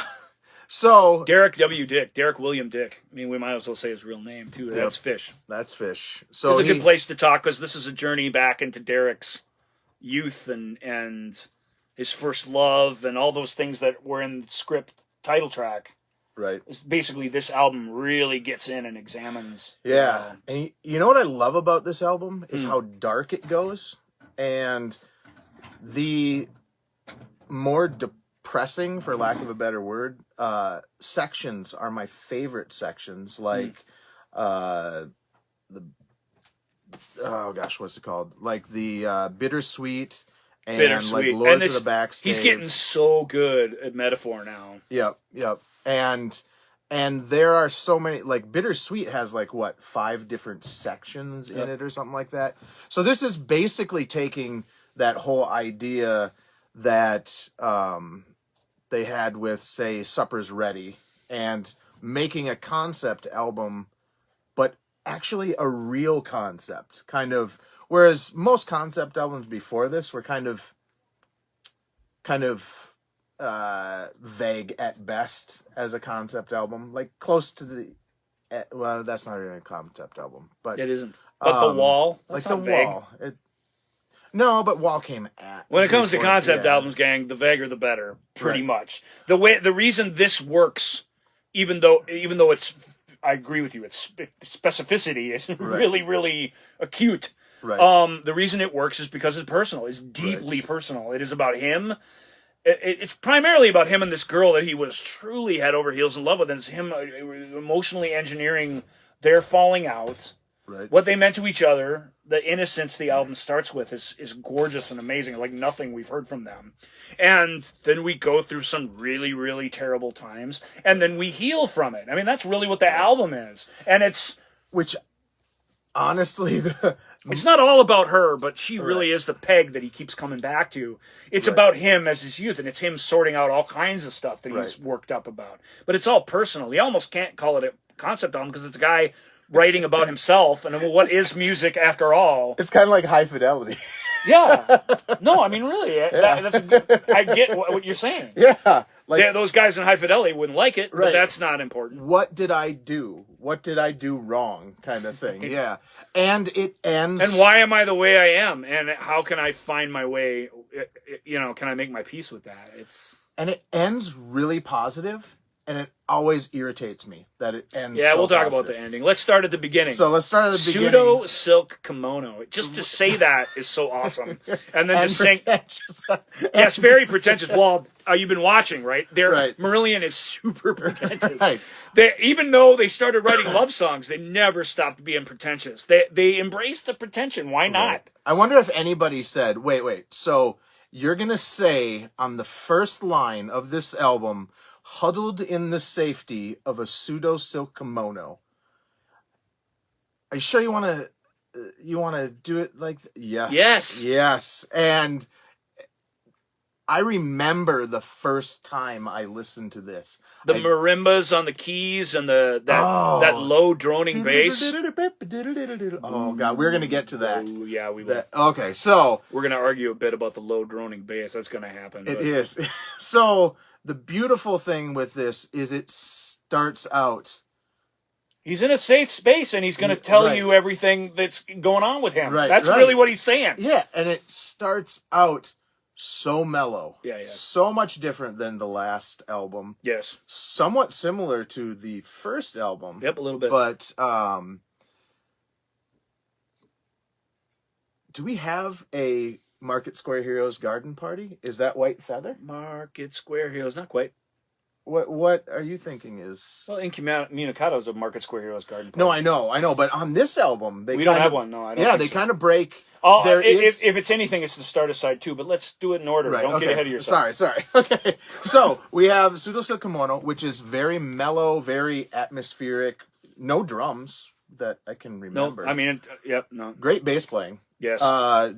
And that goes into bass sliding all over the place, and the keys, I believe, although it's not sure if it's double bass, if there's 2 bass tracks, or if it's the keyboards. I think it is carrying that drone on the low end. Right. I think it's keys. I think so too, but I don't know. Is there any guitar in the beginning? I don't know. Maybe not. I don't think. This is why I wish we could play some stuff. Because then we would know. We would hear the guitar and go, there it is. Oh, there it is. But then it goes in. I don't think there is, because I think when Kaylee comes in, it's like, oh shit, there's the guitar. And that riff is the riff that changed the Marillion. The second you hear it, you know exactly who you're listening to.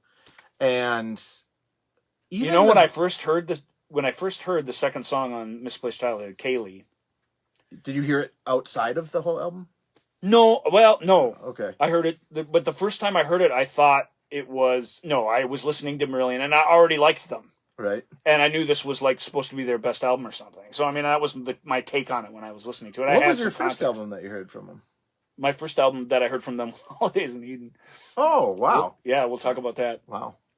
Okay. That was the one the store had. I would have bought any Marillion album that was there, and that would have been my first Marillion album. Right. That was the new one at the time, and so that was what the store had. The tape, technically. Right. Because I was a tape guy. Cassettes. Do I have any down here? No. I don't know. I have some up. Anyway, Kaylee. Kaylee was a big hit. It was a top 5 hit. Number 3, I believe it peaked out at. And, which is in the UK. Was it because Billy Joel had... I don't know what the other hit was in 85. This is out there. We can look it up. Something kept it out of the top, but it wasn't, it didn't take the world by storm, but it was a hit song. It was a pop song. I thought it sounded like, Wrapped Around Your Finger by the Police. I can see that. Yeah, I mean, that's not what it is, but it had that modern rock sort of vibe to it, which these first 2 albums don't have much of that. No. There's no love song on any. Well, Jigsaw's a sad love song. Right. Cinderella Search is a jokey love song. It's a self-deprecating love song, we'll say. There's no love song. The first half of Script is a love song. There's no love song that's picked you up. Well, this is him saying, "This is my girl." Right. And you're right. What is that? That's a pop song. That's the poppiest kind of song that there's ever been. There's 100 million songs that are like this. Right. And this has the name of this girl. And the name was weird at the time, man. How many Caitlins, Kayleys, Kylies do we know? I mean, a million of them. But in 1985, that was not a common name at all. Right. And since then, yeah, we have a bunch of 30, 30-year-olds out there named Kaylee now. Yeah, exactly. Especially in the UK, named after this song. Yep. It's a nom de plume for this woman who's a very real person that he's writing about. And this is the song. I mean, this isn't good. We really get into the innocence of youth in the next song, but this is the song that tells that it's a love song. It really is a love song. And you're right. I was parsing with you because this is what I do, but you're correct. They have not had a song like this at all until now. Yeah. This was the hit, write us a hit single. And I don't even think the record company probably was saying, please give us a hit single. Something. Right? Give us something. And what do they give them? They give them a track that is inside of a huge track. I mean, because technically, if there were no track markers, if you listen to this on vinyl, it never stops. The only reason it stops between what song is it? Heart of Lothian and Waterhole is because you had to turn the record over. So otherwise, there's a break there. Yeah. But Kaylee's it's everything. It's worthy song. It's the only song most people, even in the UK, even today, know is a Marillion song. Right. If they know of Marillion at all, even in their home country, where they're still semi-famous. Right. You know what I mean? Yeah. This was their Top of the Pops hit. This was their coming out party to a much wider audience than just their jester dressing, loyal, Grendel screaming, drunk following. And it was awesome. And the video is good. In this case, it's not great, but it enhances the song a lot more than it detracts from it, which is good. You can watch the video for this song. And the woman in it's his new girlfriend he's about to get married to. Is a German woman because they met when they were recording the album. A German model, of course. Of course. Hey, it's rock and roll still. It's a little froofy, but it's rock and roll still. Yeah. So German models, you are going to meet them and get married to them while you're writing about your lost love from your past. And that's not the least bit hypocritical. It's awesome. It's awesome. The video is great. It's got the kid from the cover of the album there that you see with the magpie on his shoulder. I don't know. I'm holding it up again. No, it's a little bit better in the. It's a little bit better in that. Yeah. All right. You know that. That's him. That kid who posed for that shot is the kid in the video. That's a nice touch. Yep. And he hasn't sued them for putting him on the cover like the Nirvana kid. Well, you don't see his wiener. That guy's. Well, I don't want to talk about that. I'm just saying he has a point that this kid wouldn't really have. Right. Literally and figuratively. So next song, and this is a trilogy of songs. Yep. And the whole thing is connected, as he says, but this truly is a trilogy of songs. These first three songs. This third song in the trilogy is Lavender, and it's just the old Burl Ives folktale. Basically, it's a public domain. Yep. Sing-along song, Lavender blue, dilly dilly, lavender's green, and they Marillionized that in this sort of amazing way. But it is this song about children falling in love, and and the fact that it's this innocent folktale just makes it It's magical. It was the other single off this album too. Big hit. Mark Kelly said if we'd had tried to write 5 singles, we could have had 5 hits because these would have just kept being hits. Problem was they ran out. They had 2 songs that probably would have been hits and maybe a half a song. Yeah. The rest of this isn't going to be played on the radio. There's just no chance. Yeah, maybe the last song possibly, but... We'll chat about that, but yeah. Or either of the B-sides. Right. Which were both released as A-side singles eventually because they could be singles, theoretically. Which ones were those? Lady Nina and Freaks. Oh, that's right. Okay. We'll get to those. I will admit that I forgot to listen to those because I wasn't listening to this version of it. Okay, I got you covered. But I know them by heart. Okay. But they're every bit as good as anything else on this album. They're a necessity. Again, we're in the era where the B-sides are a necessity. They're a necessary part of these album experiences, in my opinion. But we go from Lavender to...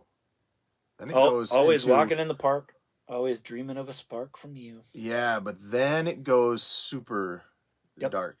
It does. And takes a dark twist. Right, it takes a dark, oh shit. Don't worry, jesters. Stuff just got real.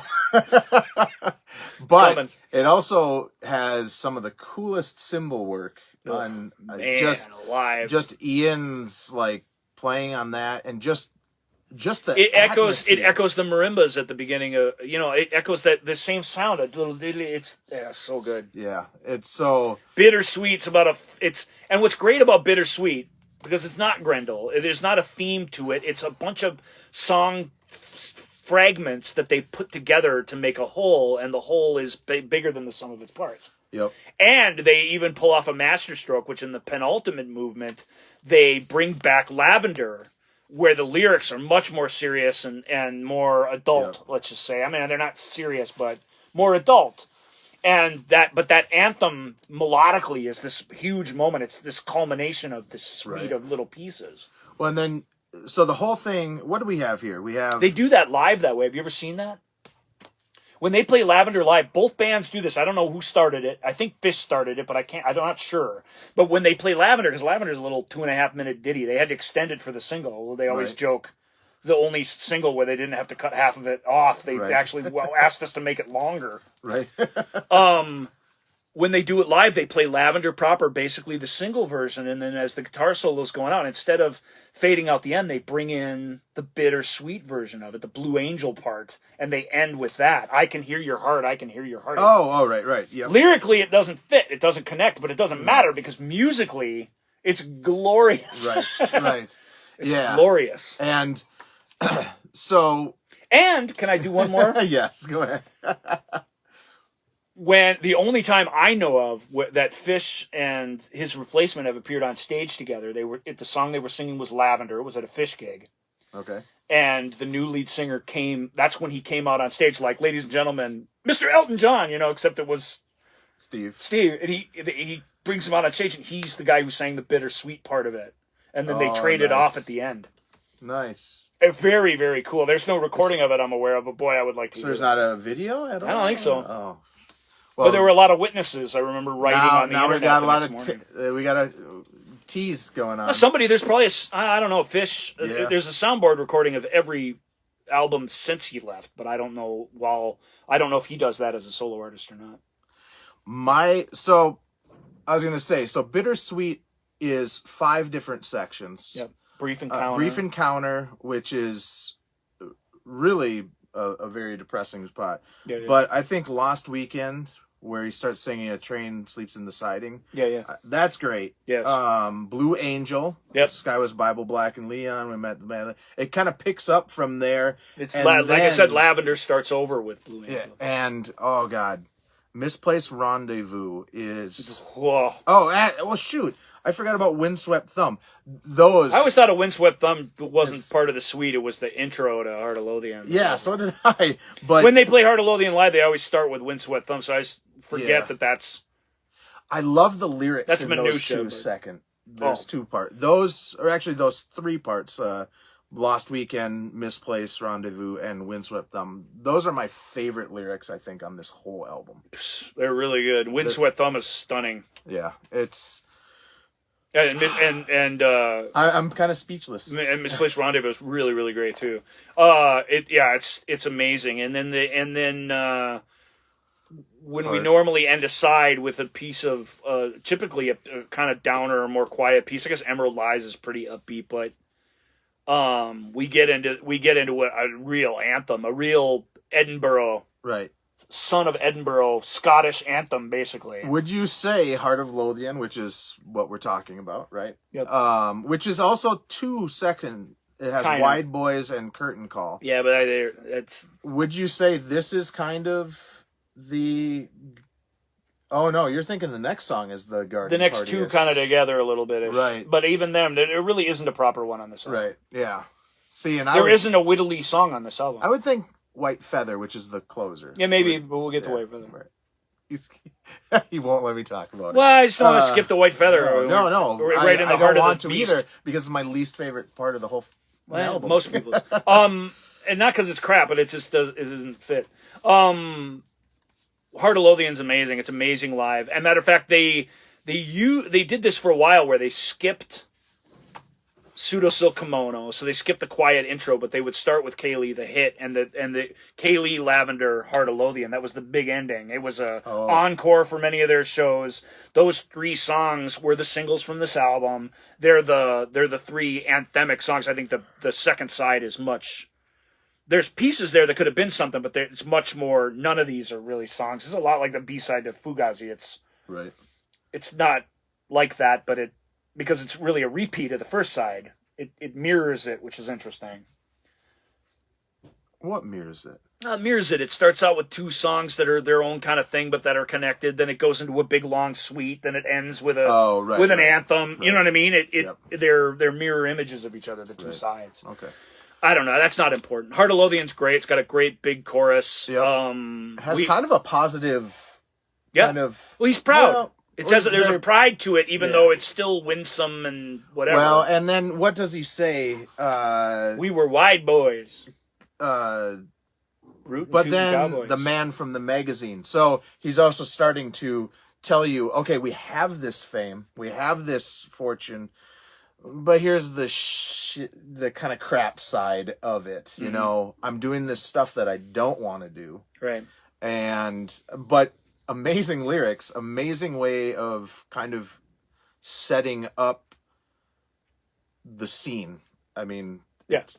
And it's the first big moment, and he's been doing this for the rest of his career, where he builds just an idea, a musical idea, although it definitely has a tag on the end that's something different. Right. But that I was born with a heart of Lothian. I was born, all the variations on the same thing, right. Which it takes him a while to get to in the song, but when he gets there, it's a colossus of music. Supported wonderfully by the remastering on this particular edition.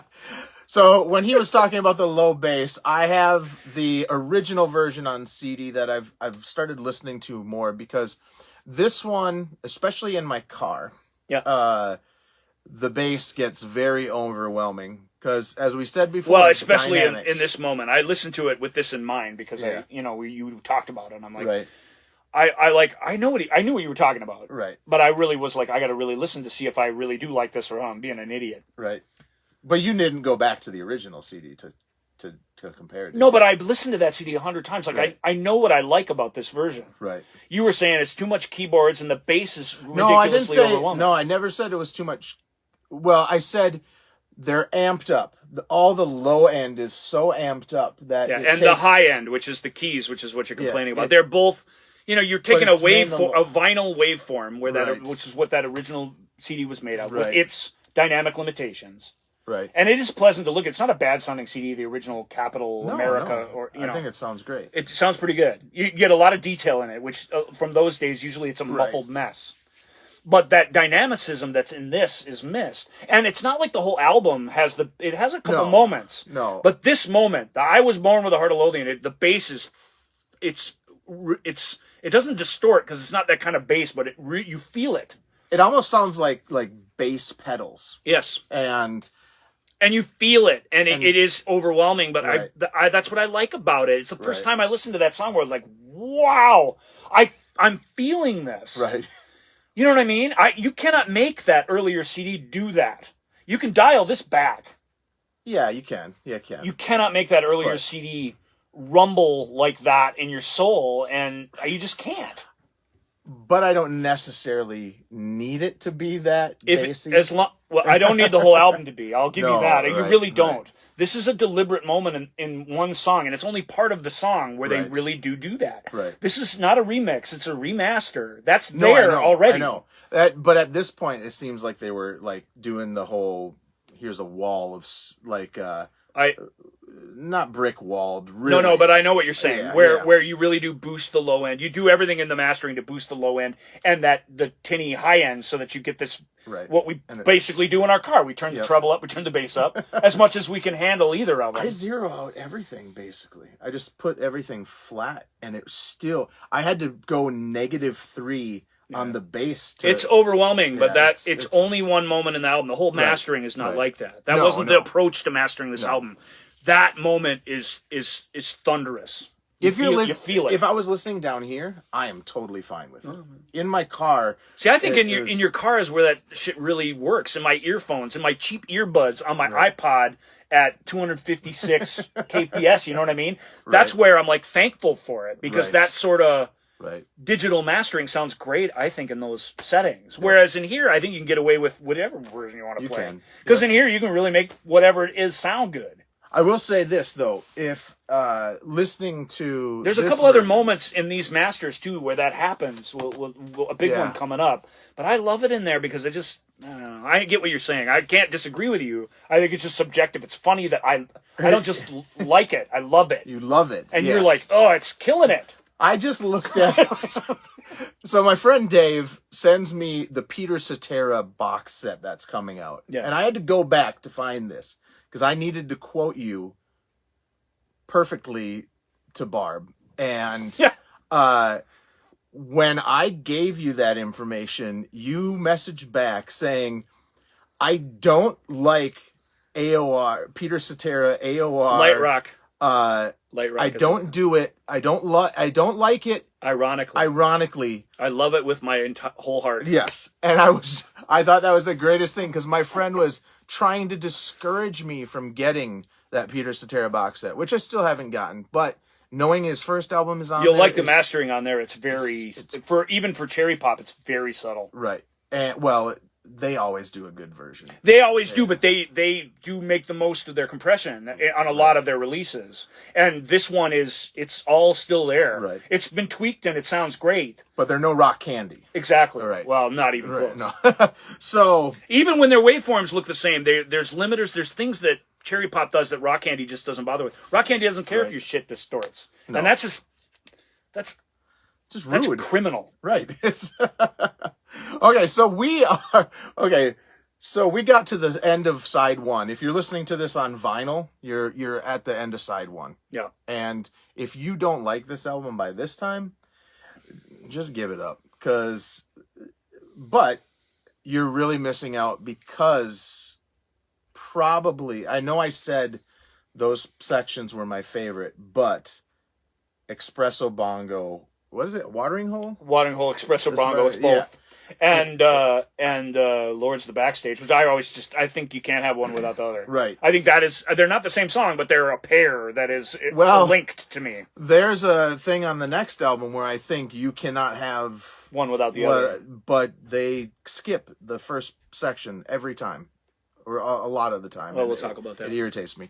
But they don't even play these anymore. No. I mean, but these are great. It's a great way to start the second side. They're both rockin' tunes. They're both short. They're almost, I don't want to say they're too short because they leave you wanting more, but they're almost like when they end and it moves on to the next thing, you're just, no. Right. We can do this for a lot longer than this.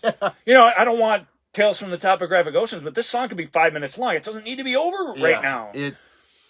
They both just totally leave you wanting more. They're both, I don't know what you call it. It's not, they're riff songs. They're both built from different kinds of riffs, basically. But Lords of the Backstage has got that great, again, for Rush fans, it's got that great sort of off-time signature. And they did tour with Rush on. They opened for Rush on the Power Windows tour. Yeah. And it was a miserable experience for them because it's not easy to open for Rush. Rush fans are dicks. Right. But almost all Tool fans. Almost all of the Marillion fans I know that are of age, we came along a little later. We were not into this stuff when it was new. Not this album, certainly not. I got into them after the next album. Okay, well, that's something. But the point is, all the American Rush fans, or all the American Marillion fans I know, learned of them on that tour and liked them. Right. And even if they were, unfortunately there was only 400 of them in the audience to the 30 grand that was at the stadium, booing them off the stage, they made an impression on people because they're a cool band. Which I honestly, this is an intimate album too. They played the whole first half as they interact, and it's just in a Rush atmosphere. Think of Big Money start kicking off the start of that set. That's what they showed up to see. Honestly, they should have started off with something like Assassinating or something like that to pull those. But what Rush they did fans. was a little mini version of the set that they were doing in Europe, which was working like a charm. Yeah. But you get Rush fans, and then they booing off. It's not just Rush fans. It's not hard to open for any band that's like that. It's just tough. I wish that the main act that everybody's going to see came out and introduced them and said, "Hey, these guys are awesome." They've tried that, man. They tried to ask Rush when they were opening for Ted Nugent. Did they get booed? Sure. Nice. They were walking out with bathrobes on and stuff, and they were saying, right. And people were there to see Nuge. The Nuge, yeah. Well, you know what I mean? Or people were there to see Eddie Money. Right. It's like, they all, they went through it too. They get it. Yeah, everybody does. So we get Espresso But there's Bongo. not much they can do. They can't say, hey guys, could you just shut up and listen to these right. guys? They're trying. It almost makes it worse. Yeah, I suppose. Well, at one point, people just, it's okay to be disinterested. People just need to not be jerks to opening acts, even if you find them repulsive. Right. Just sit there and wait your turn. Melvin's opened up for Mr. Bungle. Yeah. And Patton was so irritated with that audience. They went out and played nothing but noise for their whole set. And they played one song from the album. Because that's funny. He said he held up a sign that said, "We must punish them." Yeah. And I was just like, that I would shake his hand. I'm not drinking of the Patton Kool-Aid anymore. I used to love him. Nevertheless, that's awesome. But that's awesome that he kind of taught that audience a lesson. Don't be rude to the opening band, even if just go have a drink. Like I said, your disinterest is harsh enough. You don't have to be an obnoxious drunk. Right. So it's not like the band, unless Axl Rose is the lead singer. It's not like they're not going to come out and play for you eventually. Right. So we have Espresso Bongo, which is full of energy. Yeah. But very aggressive. Yes. Very aggressive. And then we go to Lords of the Backstage, which is Ashes Are Burning. Yeah, but it's almost like another love song. It is. It's another love song to music and it's the positive song on the whole album until you get to the end about growing up, basically. Right. It's almost like the love song for somebody you hate. It's cool. It also has a lot of energy. But then you get to Blind Curve, which again has great name 5 sections. Great name for what it does musically and everything. It's very surprising, twisty, turny, sweet of songs. So we have Vocal Under Bloodlight, Under a Bloodlight. That's great. Great title. Last Night You Said I Was Cold, Untouchable. The only spot in this whole album where Ian does double bass. Really? Yeah. Interesting. Well, there's other little click, kind of triplet things. It's the basis of this thing. Yeah, and Passing Strangers, just the lyrics, how everything flows from one section to another. The lyrics are what makes it a thing, right? Right. Otherwise, it is just a string of stuff. Right. It's almost like they had a string. They said, okay, we have these 5 sections. How are we going to... We like them all. How are we going to use them? Can we connect them? Can we put the puzzle together? That really is what it has to be. What is the Abbey Road, side 2? What is all that stuff? Let's carry that weight stuff. It's the big suite at the end of Abbey Road. Yeah. I know what you're talking about. Yeah, it's very much in that kind of idea. Like, we have all these little things that we're going to put together as to one big thing, and it just works so well. Yeah. Because there's a jillion good ideas, and they're flying by you faster than you can grasp them, and you want to go back and listen to it again. It's awesome. The one thing about this album, forget it. I'll get to it when we get to that song. We're almost there. We're almost there. Milo. This is one of the first times he starts talking about U.S. towns, because he does it later. That's right. Actually, no, Toronto's not in the U.S. Canada. North American towns. Perimeter Obviously, Walk. Toronto. Sorry, we're not trying to disrespect Canada. Right. People in Minnesota, we appreciate Canada more than you can know. Yep. Perimeter Walk, and then Threshold, which Threshold is kind of the Forgotten Songs Fugazi-ish part on here, because it starts talking about a war widow and black flags and factories. And it ties, to be fair, it thematically and lyrically and metaphorically, all of it ties into the final song. So there's a connection between this and that. The final song, which comes after the big ending, which is Childhood's End. Yeah. Childhood's End. It's almost like I wish it would have ended before these last 2 songs sometimes. Really? Sometimes, because Childhood's End, to me, Well, I mean, it's already a short album. Right.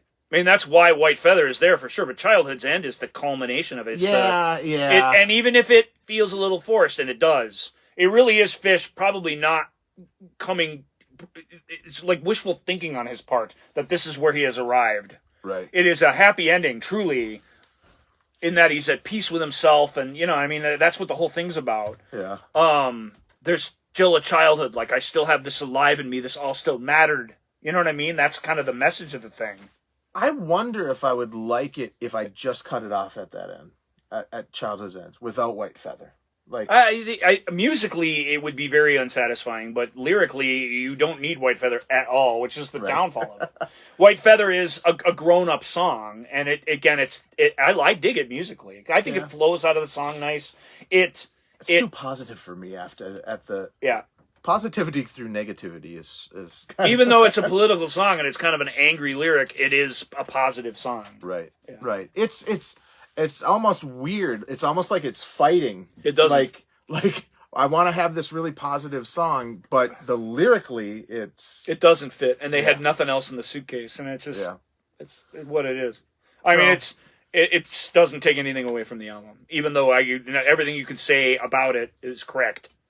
I can't argue with it. Right. It's out of place. It doesn't fit. It is weird. It musically is a little goofy and like nothing else we've heard before. Right. Not that that's bad, but we've had these cathartic moments where, like in a musical even, where the reprise comes, where you hear the thing again that you loved from before, and it's powerful when it happens. And you want the album really should end that way. But you can't just do the end of Heart of Lothian again. Right. You should have I always say that you should have the last song make me want to go back to the first song. Whereas Forgotten Sons, Fugazi, make me want to go, oh shit, I gotta listen to that again. Mm-hmm. This one, it's not like I haven't listened to this song probably 300 times. Right. So I don't skip it, but it is the one it's the only one you can conceivably skip. Right. Yeah. I'll give you that. So Lady Nina. And Freaks. You made your mark. Lady Nina's got a drum machine in it. It's like Phil Collins. I know you like that. And it's weird because you form the thing around a drum machine, and then you have Ian Mosley suddenly playing along with the drum machine. Sounds very Mick Pointerish. But it's really cool. It's mechanical. It sounds like a modern song. I mean, it sounds like an '83 song in '85. They were they were obviously a retro prog band. Right. But it still has this very cool. It's the neo part of the prog. It's a very cool sounding song. It's about a. I wish I would have listened to those. It's about a prostitute, Lady Nina. Everybody loves those. And he's singing to her, and he loves her, but it ain't gonna happen with us. It's like that's the song. You know what I mean? Like, I'm hot for you. I care about you, but it ain't gonna happen for us because because I'm the job, right? And whatever affection I feel towards you is going nowhere, and I recognize that. It's a weird song. It's like a relationship with zero feelings involved. And unlike all of Misplaced Child, it's got a beginning, middle, and end, and it's over. It has an extended version too, but the extended version again is just the unedited version. Right. And then Freaks. I love Freaks. I mean, well, sure, I love Freaks. I love it like the same way I love Lords of the Backstage and stuff. It's a slower, more plodding song, but I love that it just does this over and over and over again, and it's sort of left to Fish to. Freaks kind of reminds me, it kind of goes in the Market Square Heroes a little bit thing, where you're like, they weren't quite, like the songwriting wasn't quite there, but they thought, we're going to finish it anyway. It's a B-side. It was the B-side to the second single. Right. So it was the song they thought the least about. Right. Yeah. And they don't understand its popularity, but a strange thing happened to Freaks. The Marillion fans said, we're the Freaks. And they believed in their heart that song was about them. I don't think it is. But it has become an adopted song by the fandom.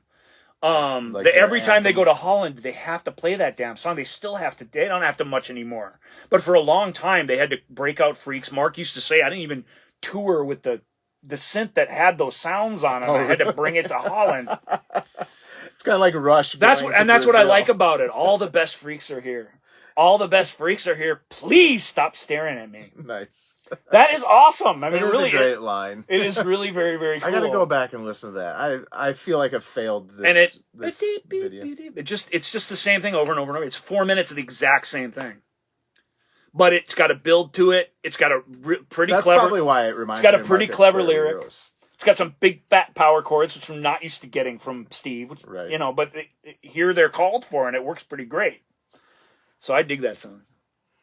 There we go. And it's got a pretty raucous instrumental section too in it. So Freaks is cool. Lady Nina's I like Freaks better than Lady Nina actually, but Lady Nina's probably it's the slicker, more well produced song. Yeah. And they tried to make singles out of both of them. They should have tried sooner. Somebody had that idea. They had it too late. Yeah. And Heart of Lothian didn't make a very good single. It's great in context. It's not that it's not good or catchy. It's just hard to remove that from its context and have it be what it is. Yeah. Kaylee and but it Lavender has a video and everything, and it was a decent sized coattail hit because they just had 2 top 10 hits. Right. Well, and it was the next one. Unfortunately, Kaylee and Lavender are basically the only 2 songs you can pull out of this and go, yeah, here you go. Yeah. There's some hits. All right, that was Misplaced Childhood, and thank you for sticking with us this long. Okay, let's get to the album. We joked that this would take all night, but I thought we could do it faster than this. I'm sorry. Yeah. Well, this is our... Hey, our Marillion fans should be liking it a little bit. I don't know if we're providing much insight, but at least the celebration of these guys should be obvious. Right. Those of you who are getting introduced to this is the long way to get introduced to them. Without listening to them yourself, and B, listening to us talk way too long about them. But I love it, and this is, to me, the culmination of everything they were striving for, at least in the Fish years. Maybe. Because which one of these albums is your favorite? Clutching is my favorite, but I really do believe that lyrics, the story, the personalities, the music, all working together, that is happening on Misplaced Childhood. Here, the tension and the being pulled apart is what makes it a work of genius. Right. Which is amazing that 5 guys that pretty much at this point did not want to be in the same room with each other. Or at least not with their singer. Well, he's making it hard on himself. And the album, it's all in the album. That's the beauty of this. We don't have to... We can talk about rumors and this and that, and maybe we'll mention a couple of the more notable ones. But it's on this album. It's all here. Yeah. And it's not just here in a way that he tells the story. He wrote this album in his head, before he got it all down and put all the words in order. But this was one of these things like Fish does with all successive albums, but a couple. All the good albums, anyway. Right. He's already worked it out in his head. This album is about an author who just had a massive hit novel and now has writer's block, chemical abuse, and has to follow it up with something that's equally impressive. And it's about the pressure that this guy's under. It's dressed up in a treatise on substance abuse, which it is that too. Right. But it really is about now I had a hit. Now we made millions. Now I'm a millionaire. Right. Now that what they're expecting from me next and the pressure that comes with that. That's what it's really about, the creative process and him battling through that. Right. And the weight of it and how it's tearing him apart and how it's driving him to what he admits 4 different times in 3 different songs, that he's doing everything wrong, and that it's going to lead to his doom. He even says, just for the record, I'm gonna... and it's a joke. It's meant ironically. So he knows what he's saying. He's brilliant on this album. Right. But he's saying, I can't, The one thing that I've never thought... I always think of it as a tiny little story before you get to that, is the 3 opening tracks. Yeah. Where often, and I don't think this is right. Again, this is minutia, so maybe we don't really get into it. But these songs, these 3 opening tracks, unlike Pseudo, Silk, Kaylee, and Lavender, which are structured in a similar way, this really does trio. Yeah. But it's not the same song, and Marillion treat it like it's all 3 of these songs are the same song, and it's the best Marillion song. Right. And I agree, if you're going to take all 3 of them against the others, it's hard to vote against it because it. Right. The first 3 songs together as one They're definitely a piece, but Right. they're not the same song. As a matter of fact, they're just not. They're three different things. Yep. And But sometimes they skip Hotel Hobbies, which always irritates they me. almost always do. They play the big ending part. They play the instrumental part into Right. Warm Wet Circles, but they skip the lyric part at the beginning. Yeah. That's just because Hogarth. he doesn't want to. He don't want to struggle through all those words. Yeah. Which the words are. No, they're amazing. great. They're so. And it's not even an inch, but I think you can make a case for why they do it that way. The Hotel Hobbies is not. It is an intro to this suite of songs, but it's really an intro to the entire album, and you can kind of leave it off. Well. The band obviously liked the song enough that they still play the second half of it where they don't need him. Right. I mean, I think that's a comment on what's going on there, what the struggle is. I really do. Yeah. But. Because I rarely see, every once in a while, there was a time, you never see these songs separated anymore. There was a time where they would play Warm Wet without that time of night. Yeah. Which, honestly, it's like... You can do that. It was the... It's like watch... But it's like just watching Empire Strikes Back. Without the other two, you're just like, well, I'm missing so much, you know? To me, I don't know. Hotel Hobbies is my favorite part of this whole song. Really? The three. Just because I love how it starts. It's an intro to a great album. I love it too. So we got Hotel Hobbies, which kind of sets up the whole lifestyle and the relationship that's going on, and how it's hard to keep a relationship during this. Yeah. But I'm going to go back to the drums, and I believe Warm Wet Circles. No, it's that time of the night, because he does this weird. He does, and that is that time of night. When I saw Fish play this live, his drummer did not do that, and I was irritated every time that section came around. But yeah, so you have not all Ian Mosley, no. Right? Hotel. That Fish has had some nobody drummers, but they're not all Ian Mosley. Nobody can be the Porridge Goldilocks chose. Ian Mosley for president. Yep. Oh God, I'd vote that. He lives in Florida. That's what his T-shirt says. Ian Mosley. I don't know where that phrase started. But Ian Mosley for president. I think because he does live in Florida. I think that's the joke. It started with something with that. H's is it has his signature. They're all signature T-shirts, and then his statement says "new lead singer since 1989." Whenever I think of him being the new lead singer, I think of that line in the Stoke Row where he's like, and then next thing we know is 1990, and I'm just like, holy shit! I've been listening to this band since like '89, and I think I got into them in 10th or 11th grade. 10th grade, I was working at Target. Yeah, so that was the first time my manager said, here, listen to this. And he had a dubbed copy of Misplaced Childhood. And I had both of the albums borrowed from my brother, and I don't know why. To get into Marillion, I didn't know who they were. I needed the internet.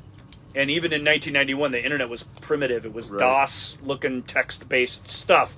But there was this thing called the Prog Encyclopedia. Mm-hmm. And they were in there. And the way they were described sounded like they'd be the band that I loved the most. So I immediately went to the store, and the disc I found was Holidays in Eden, which is... arguably their most commercial. We love Holidays in Eden, and I loved it when I popped it in. But it is the weirdest, probably the weirdest portal of which you could use to get into Marillion. Was it the U.S. version, or yes, the import? The U.S. tape. Yeah. So there's a lot of. We'll get into that. That's next show. All right. Warm Wet Circles is the second song on Clutching at Straws. This is the name of this album. The straws. Again, lyrically so sophisticated. All the ways you can use straw as a metaphor, and in the way we use it in speech, in cliches, and saying they're all here somewhere. The last straw. It's just really, really cool. And of course, the straws are the straws on the bar, the colored straws in your little mixer drink. Right. But Warm Wet Circles, Marillion. Third single off of this too. No, it's the second. It has to be. No, it was the third. October '87. May and July for the other two. That surprises me because the band say that this is the song they thought this was the Kaylee follow-up. Right? Why did they do that? I mean, well, I know why they started with Incommunicado, but I don't know why they did Sugar Mice before this. That's weird. Yeah. And matter of fact, it's so weird that I have believed this whole time, and I'm a super Marillion fan. That Sugar Knife was third. Oh, I never thought they released Sugar Mice as a single. No, I knew it was. I have the single. Well, yeah. But I'm stunned. Anyway, Warm Wet Circles. The problem with Warm Wet Circles is, as a pop song, is its title, and frankly, its lyrics. But I think you get over the lyrics. The title is weird. Right. I mean, it's not that weird, but it's weird enough. You know, Kaylee is. Right. It's a departure from that. This is more like what Fish does. Marillion and the band thought this was it. I mean, we needed a follow-up hit, and we wrote one, and then he put these weird psychosexual lyrics and the strange, like, innocent lost this journey that this girl goes through, and yet it's not a song about her, it's about him still. And it's a weird song, but it's a fantastic song. Lyrically, it's super dense and wonderful, and I always love that. One of my favorite artists to get back to Canada again is Matthew Good, and the thing I love most about him, I love a lot of things about him, is that he wraps up these simple, catchy, alternative rock songs in these incredibly complex lyrics. Matthew Good. I'll share some of him with you. He's never told me about Matthew Good. I love Matthew Good. Well, he's going through a tough time right now, but I love Matthew Good, and I send my support out to him. Because I love that, and that's what Fish does on this entire album, and it's certainly what he does on this song. It is a lovely pop song. It is in the Kaylee spot. It's meant to be Kaylee Part 2, and what he gave you is something so much more dark and horrific. Where does the "It Was a Wedding Ring" part go? Destined to be found in a cheap hotel? Yeah. That's at the beginning of the next song, which is called That Time of Night. And Fish has called That Time of the Night his resignation letter. Really? Yeah, that's how he, in their first double disc hits collection, that's what he referred to it as. And it's one of those things where there's all these complex liner notes, and Fish can go on and on about his work. Right. Yeah. And all it says under That Time of the Night is, "This was my resignation letter." Well, if that is his resignation letter, that is one of my favorite. It's a stunner. So great. It's so great. But I'm looking through. So there's a line in it. It was a wedding ring destined to be found in a cheap motel. Lost in a kitchen sink or thrown in a wishing well. But I cannot find it at all in That Time of the Night? Any of these lyrics. Yeah. It's like yeah, it's weird. I'm gonna have to go back and look. But yeah, this trilogy, they do another trilogy. That's not part of That Time of the Night. I thought for sure it was. Maybe I'm wrong though. Dum dum. I can hear the rhythm. Dum dum. Yeah. It was a wedding ring. Was that on Misplaced Childhood? Maybe. No, it's on here. It's on here. Would explain why you can't find it. We don't even know what songs we're tying. We're at the end, man. We got to rush to the end. We can't. Okay. This show can't be you looking up a lyric in a book. Then we go. So they not to tell you how to do your show, but I just. They also do a trilogy like this on Holidays in Eden, and honestly, these follows the same structure. Yeah. Yeah. These are the 6 of my favorite things from Marillion. But we'll go on to Just for the Record. Okay. Well, Going Under first. Oh. If you have the CD or any of the remastered CDs or any of the other albums that have been released since the original vinyl, the song that comes next is Going Under, which was a B-side. It was kind of a bonus track, but the fact that it's kind of this, it comes after the break, after the huge opening section, is significant. It shows you that they did think a lot of their B-sides. And Going Under is the project in summation. I mean, it's like often in movies, these guys write a scene that's the whole thing, and the two characters are debating the meaning of the movie. Right. And you find when the movie's over, well, your movie, what was that? You can lose that scene now. But the scene got you there. And I sort of see Going Under as that. Going Under is this.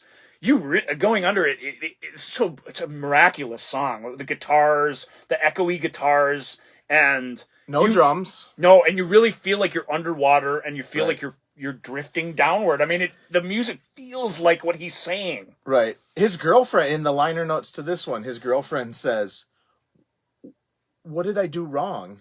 when she heard those lyrics. And he's like, "Oh no, this is not about us or whatever. His about to be wife. Yeah, she was thinking that song was about something that is horribly wrong in their relationship at the time, which could have been, because I mean they're not, but who knows? To me, it's substance abuse. I mean, it really is. It's I'm losing my way, and I'm no longer. He says it, a few times throughout his sequence. I'm no longer in control of this. The other B-side, he says, the first time and the last time you thought you had control, right? And really what is. Was the other B-side? Tucson. Oh, I hate that song. Steve Rothers hates that song too. Does he? Yeah, Okay. he will not entertain any request to play. Even at their fan conventions where they break out literally every song. Yeah. I'm not doing Tucson. I don't know why he hates it. He plays pretty good on it. Yeah. But it doesn't live up to the rest of this. Right. No. But it's still a great, definitely. Tucson. I still like it because it's total fish. I know. Tucson, but on with the capital O, like rock on. Yeah. You see what I'm saying? I mean, I like that. I think that's clever, but it's not. It isn't worth it. Yeah. And he says the same thing other places on the album. So right. It's about it's about tuxedos, but it's about success and the trappings of success, basically. And they already had another. They got all that amazing album. Or song they already have all that. But as a B-side, Tucson is unimpeachably good because it's a B-side that works great as a song on its own. But it is a B-side. Some of these, Cinderella Search, Lady Nina, I'm like, hey. Why weren't they in there? Well, I get why Lady Nina couldn't have been in there. Right, but there are reasons. And this one, it isn't that good. And Going Under is just a little 2.5 minute deal. Right. Is miraculously good. That was always on the CD. Yes. Never on the cassette or vinyl, though. Right. But it was on later cassettes. Was it? Yes. Okay, because I was looking at all of them. I'm like, wait, shit. It was a CD bonus track, baby. Yeah, I did not have... And they plopped it right in the middle where it has always the B-side to the lead-off single. Yeah. So when I first got this, I was like, what is this song? I didn't realize that they were going to put a song, because I figured, it'll be on... Bonus things would be on disc 2. Yep. Bloom, right in the middle there. It's perfect. I always wondered where should it go. Maybe it shouldn't go there. I like, because it works both ways. I like Just for the Record starting right after That Time of the Night. I actually think that works pretty great. It does work good, but I think going into the later you put Going Under, the less the less it works, because it needs to. It states what the thing is, and he needs to do that up front. That's the only place to do it. So it's in a good spot. And then it goes into Just for the Record, which is him saying he's going to quit all of this just for the record. I'm going to turn the thing around. Not only that, again, it's got a double meaning, just like Tucson. Just for the record. It's just for the record, like I'm going on the record. It's also just while we're making this album and trying to do all this, I'm going to... for the record, I'm going to not abuse stuff, which of course which the song, right in the song itself, he's admitting you can't do it. He's like, don't lie to me. Just for the record, I could quit any time. Right. And of course that's classic addiction. Right. Of course you can't. Of course you can't. And it's awesome. And it's very, very wittily. But it's wittily in two different ways, which are very, very fun. It is so good. Like, when I was younger, it's a very positive, groovy sounding song, which has this very dark message in it. When I was younger, which is great because it's about denial. I mean, I love that. The music itself is denying what the thing is. We are still recording. We're almost done. Oh, okay. We're at that part where we said we'd promise we'd quit when we were up in the kitchen. 3 hours later. Yeah, this is going to be a 2-hour one, I think. This is going to be long for people, and thank you for watching. It's short for one of my podcasts, so just feel good about that. She just wants your phone back. No, we're almost flipping the side on the last album. Yes. Okay, the longer you talk to us, the longer it's going to be. All right. What did I say? I said, I hope I get to be in one of those videos where Barb comes down here and yells at you. But I didn't realize she'd yell at both of us. Give me back my phone, you. Just for the record, genius. We capped that off. Then the big ending of side one. Holy Moses. Holy shit. So. And this is where the album used to end, right? Fugazi, Forgotten Sons, Here We Are. White Russian, which is not about war. It's about racism and the rise of fascism in mainland Europe. It's about the dark side of his experience in Berlin recording the previous album. Yep. Of course, it's weird because the wall's about to come down. There's about to be some super positive things happening in this part of the world. Well, in history. 3 years later, but at the same time, we're starting to get along with the Russians. The song's called White Russian, named after the drink. Again, a genius double meaning name. They all have that, it seems. Yep. And it's an angry song with an incredible drum line and just incredible everything, really. And this is kind of, as we said before, it's kind of the Forgotten Son, the Fugazi. There's a little bit of Mick in here too in the rhythm section. Honestly, there's a little bit of that style of drumming. Yep, and but you know how I was saying, Forgotten Son is very bitter and Fugazi's very like biting and whatever. I feel this more... is fear. It's fear. Yeah, I feel this more... This song drips with fear and anxiety. Right. I feel more hatred in this song especially when you sing along with it. Yeah. You know. Yeah. The DJ resigned to say today they wouldn't let him have his say. Surface scratched where the needle play. Uzi's on a street corner. Uzi's on a street corner. That's the recurring motif in the song. Although there is like a kind of weird. Until you get into where do we go from here? Where do we go from? Chasing the clouds home. There's kind of like it's almost chasing like the clouds home is that moment I'm talking about in Heart of Lothian and whatever. Once he says that, and then that's all he really says. Right. That he's building to that. Yeah, he's building to that, and it's like here's like we hope things will change kind of. It's so good. Yeah. It's so good. If you were going to go, okay, and the phrases from it, even though this is a bit of a non sequitur, it is called White Russian. It's named after a pretty potent drink, right? But it is about the world. It is the political song on the album, no question. Right. It's so good. God, I love White Russian. I really, really like it. Honestly, if you wanted took a while to like in a way the way that Marillion really? are a little bit. I loved this song from day one. It's got such a good groove. It was my favorite song on the album. Remember, I'm the Peter Cetera fan. Right. Well, but you do it. Takes me some time to warm up to the angry You do it shit. wholeheartedly. Yeah. Yeah, I was the metal guy back in those That's right. days. So, of course, this was your favorite. Of course. It's awesome. Yeah, and it's just good. very... It's not metal, but it is a rocket. Right. If you weren't going to listen to the first 3 songs on this album, I would say just go to this song. Just go to this. Start on side 2. Right. That's a good place to start. Yeah, but that is again. It's like a start over. Right, and it's like. So it was the lead-off single of the album. Can we just reset? Can we reset all of our anger? Hey, let's do Market Square Heroes. No, Incommunicado's not an angry song. No, I'm saying, can we restart and get rid of all our anger? Right. That's what Incommunicado. Even though it's the Garden Party and the Market Square Heroes of the album. It is, yeah. But it's out of those songs, by far my favorite. Oh God! If you have to start a gig out with an ancient song, this is the one. If you have to close a gig with an ancient song, this is the one I want to hear. I just think it's the best version of the Whittly Marillion songs. I think that bridge, which is another place where on these masters where the bass is right. Not as much. Sometimes I feel every bit as much. Not for as long a period of time. Right. Because that section goes on for a few seconds rather than 2 minutes. Right. but it's did you so love this good. song from the beginning? It's hard to say, man. I listened to Holidays in Eden first. I mean, I mean, think about the first time way. you listened to this album, was that one of the songs that you really latched onto? This was the last song that I latched onto. Really? And when I started really loving this song was about 2 years ago. Wow. I don't know why. I'd be really pleased to meet you if only I could remember your name. Right. Now, for 87, it's a throwback song. It's got the Mini Moogs in it again. Right. That's kind of crazy for a lead-off single for an album in this era. Because it has a throwback sound to it. But those big, fat patches that come in the middle of the song, I just love the way it's done. I love that it rocks and consistently rocks all the way through the end. I think his lyrics about the trappings of fame and that awesome defiant, I'm never going to be, I'm not going to be another Where Are They Now file. I'm not going to be a has-been. I love that line now. I'm not going to be a has-been ever. That's what he's saying. I want to live this to the fullest. Right. And I think that's what turned me off to just the subject matter to it for so long.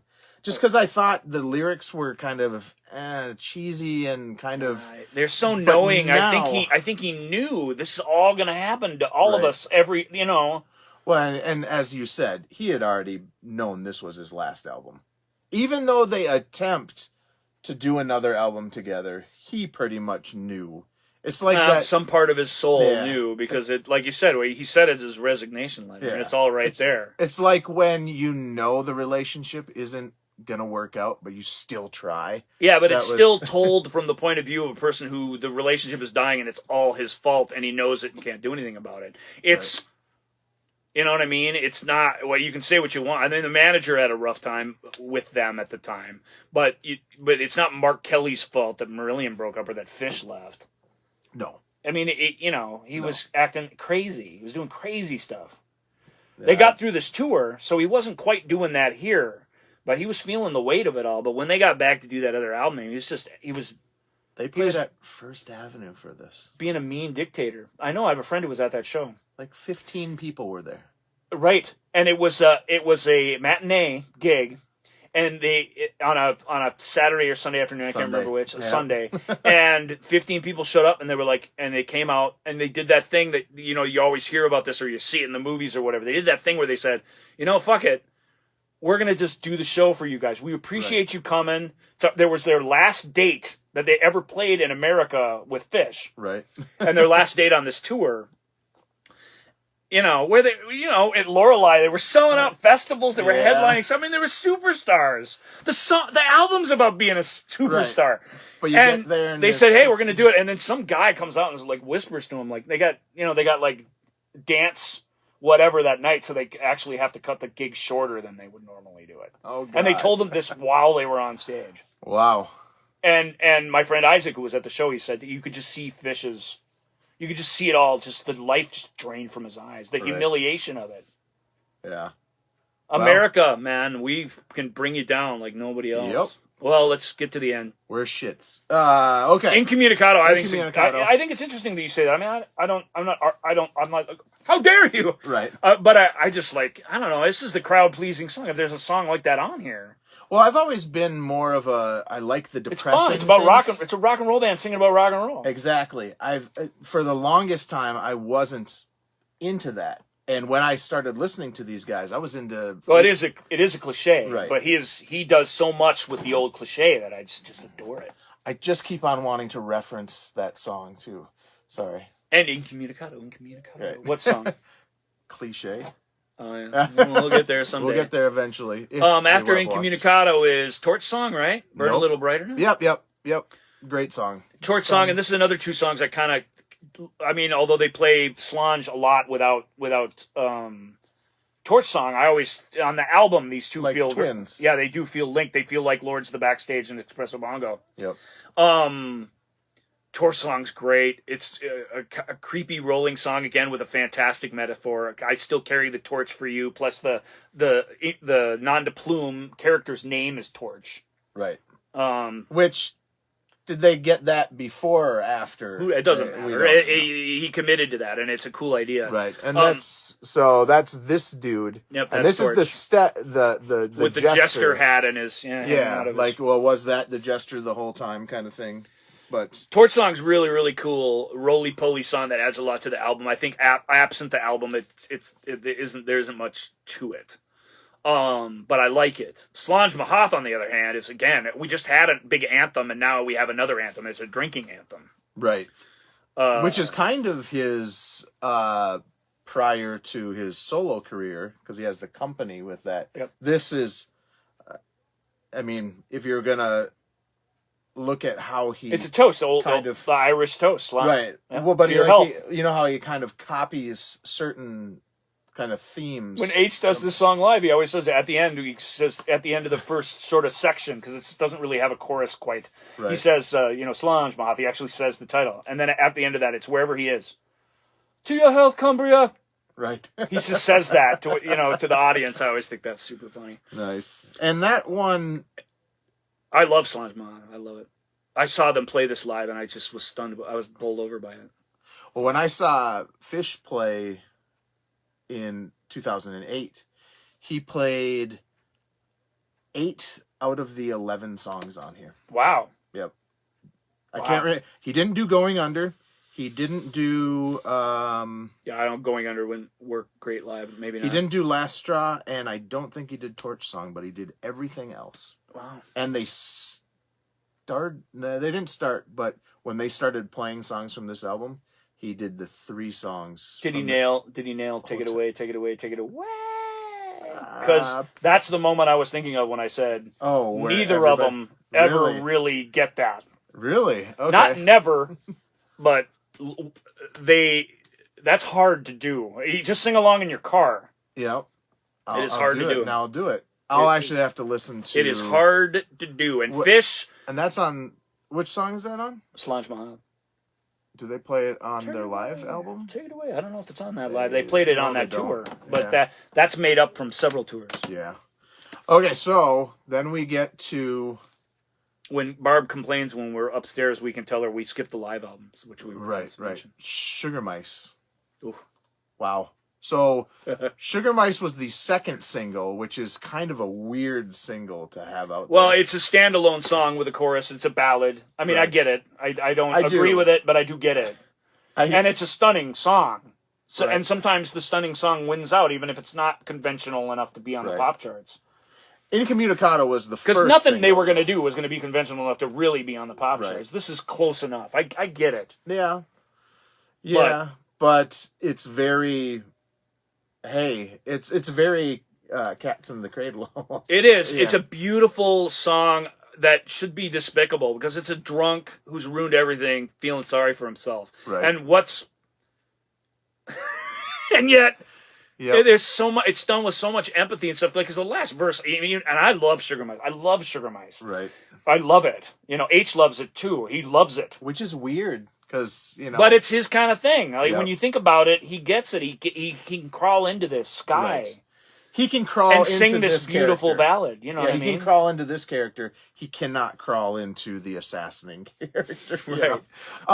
But it's man, it's I love Sugar Mice. I mean, I love it. The last verse is a little clunky.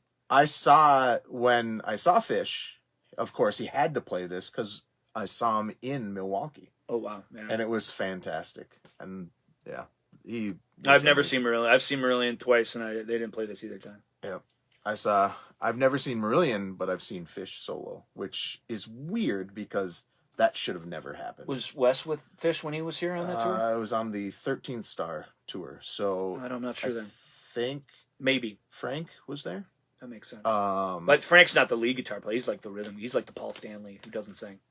Frankie the Hat. Right. Anyway, we're way ahead of ourselves. Okay, so... And we only have one song left, and we really should talk about, because we already talked about Tucson, which is nice, because it sucked to end with that one. Yeah. So we get Last Straw, which...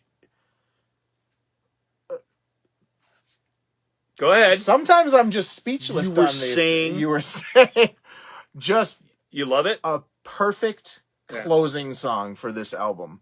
This is the type of song you want to have at the end. Again, it's every once in a while. It doesn't happen very often. Every once in a while, Steve Rothery delivers a rock and roll riff. Right. And this one's so good, they almost did it again. Not quite, but... And they're stealing from themselves, so you're allowed to do that. Right. But it's so good. It's so good, and it's just different than what you're used to hearing from them. Mm-hmm. This is a classic rock tune. That's how I view it. It is a culmination of the whole thing. It is a pretty angry... I mean, Last Straw, it's not a... Right. It's anthemic, but, and it's got the female backup singer, which sounds great. But it's not going anywhere good. In fact, the tag on it is what? Happy Ending? Which is stupid. Yeah, they just could have called it Last Straw. And with the female singer, that is another thing I wanted to touch on, is the fact that there are not a lot of harmonies in any of Marillion. These albums. Yeah. Until you get any Fish. Until you get to Hogarth, then Pete. It changes. Yeah, but Pete's still the main backup singer. He still does some of that on these albums, but Fish is, for better or worse, probably for better, a soliloquy artist. Right. Because I sing harmonies to Kaylee in the verses and stuff, and I think, okay, if they had those, would they have just sound horrible live anyway? So, but they sound pretty good live without them. Right. No, I mean, like, would Fish have... They dragged that chick along with them on the whole Clutching at Straws tour, and she stood there and sang the 2 songs that she sings in the whole set. But would Fish have stuck to singing so he could... that's what I think. That's what he brings to the party. Right. It really is a lyricist singer, and a band, and they are a little separate. in a way that they really aren't anymore. They really were a little separate, but he sings his stuff absent music. And a lot of his stuff sounds like a guy singing stuff absent music, and then they kind of put a little music underneath it. Well, and when they get to the live White versions, Russian doesn't sound like that, but there's Going Under does sound like that. But when they get to the live versions of these songs, does he kind of alter them? Well, you saw him play 8 of them. No, I know, but it's been so long since I me? listened. But you listen to way more live stuff Of these guys, anyway. Yeah, that's the crazy thing. He basically poo-poos live albums. No, most I of the don't time. poo-poo them. I just but you kind of do. But but when it comes to Marillion, live albums have a really cool. Live albums have a really cool purpose. I don't think they supplant proper studio albums made by But I asked him about a Marillion thing. He's like, "Well, I have pretty much shows from their whole career every tour, and Front Row Club member for life." That every title kind of on the shelf. That kind of just blew me away. But I then thinking of how much you love this band, which is probably why the very best version of This Town that I should have gave you, I would have if I had it on CD. I have it on tape. The Boulder, Colorado show. Oh, really? And H's voice is shot, but it's heroic how he just gets through the show. And the This Town on that is. That's coming in the next video. So we've already talked about Tucson. Also, during this era, we won't. So you have the kind of double swan live song. They were breaking up, but they needed to get another release out before they announced they were breaking up. One of those 2 double discs. They didn't really break up. The singer left. And then you have Reel to Reel and kind of a Brief David Lee Encounter. Roth breaking up. That's would be the closest parallel to something y'all know and love. So. And with then that was way earlier because this has a lot of the early stuff before. Yeah, that was mostly from the before, and that was released without their consent, which is crazy because they warmed up to it. I mean, the label released it, but the label released it as a We have to wait 11 months for Misplaced Childhood. Like it's just when you look at music these days and you look at the 7 years between albums, and that's probably how it should be. It's hard to make an album unless you're in 9 prog supergroups and you're just churning out 5 albums a year and it's just content. Are you talking shit about somebody? I'm talking shit about all of them that do that. I hate that. It's absurd to think that you can make. I mean, it's not absurd you can make that many albums. You can play, okay, but you cannot write that many good songs. You're in saying a year. Quality over quantity. Well. You got to make a living to it. I don't really begrudge them. I don't. Yeah. What I miss when the album meant something more than I feel like it does now, especially in this kind of music. Yeah. And Marillion still sort of follow that. And these days, it's from 82 to 87. I mean, there's barely any time. 5 years of time. What were we doing 5 years ago? Like COVID was about to start or something. Right. I mean, I guess a little further than that. But just think about that. This whole world of music. This whole getting together, the joy of the thing, finding each other, getting tense, breaking apart, completely disintegrating. Right. And being reborn all in the case of just a few years. And I guess that's rock and roll, man. I mean, so in that way, they're no different than any of the other bands. But to me, they're very, very special. And I'm a big Fish's Replacement fan. And I spend my whole life arguing with big Fish fans about that. I argue with them all the time because I hate listening to them. Fish. I wish Fish would get back together with them. I just like F you. I get really upset. Right. But what this allowed me to do, and I thank you for this, and I'm glad we did this first, was just get back to Fish and what's so awesome about it, what's so great about these albums, and how there isn't anything else without them. And I could just sort of because my initial thing was love it without the defensiveness. I was like, let's skip the Fish album. Well, because you were getting into the other ones. Right. Yeah. And I think we're the odd couple of Marillion fans that love Fish and Hogarth era. Maybe.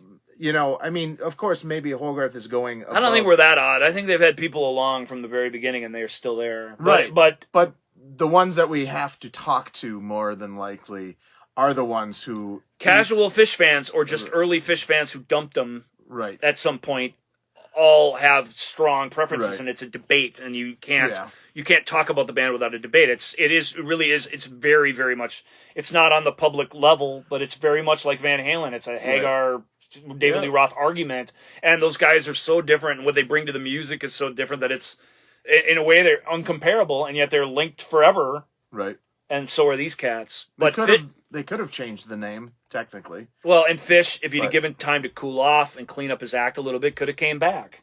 But they found somebody they were in love with, and they've stuck with them. I think no reunion tours, no bullshit. We're not going back to this. Right. Stuff. I think everything worked out the way it was supposed to. That's how I feel. Yeah. So thank you for your patience with us. Thanks for listening. Thanks for watching. Hopefully you're listening at work or something like that, so you don't have to see us the whole time. But we didn't move around a lot. Right. So this is the first one. Then we're going to move on to the next 4. We're going to probably streamline those a little bit more, though. So, we won't have to talk about the founding of the band or the breakup of the band or all that stuff, but there's some stories. There are some stories to tell, so we'll see. We're going to still have to talk about the new singer. The new singer from since 1989. I think that's so funny. Awesome. I need one of those shirts. Yeah, actually. me too. If you order those. If you can only pick one, though, Ian Mosley for president. Yeah, so I'm going to get 2, though. Yeah. So, thank you so much. Hopefully you enjoyed this. Leave us comments and and whatever you people do. Any complaints? We're assuming you saw the time code on the thing when you started playing it. So. Yeah. Hopefully you broke this up. So, all right. Have a good night. Take it easy.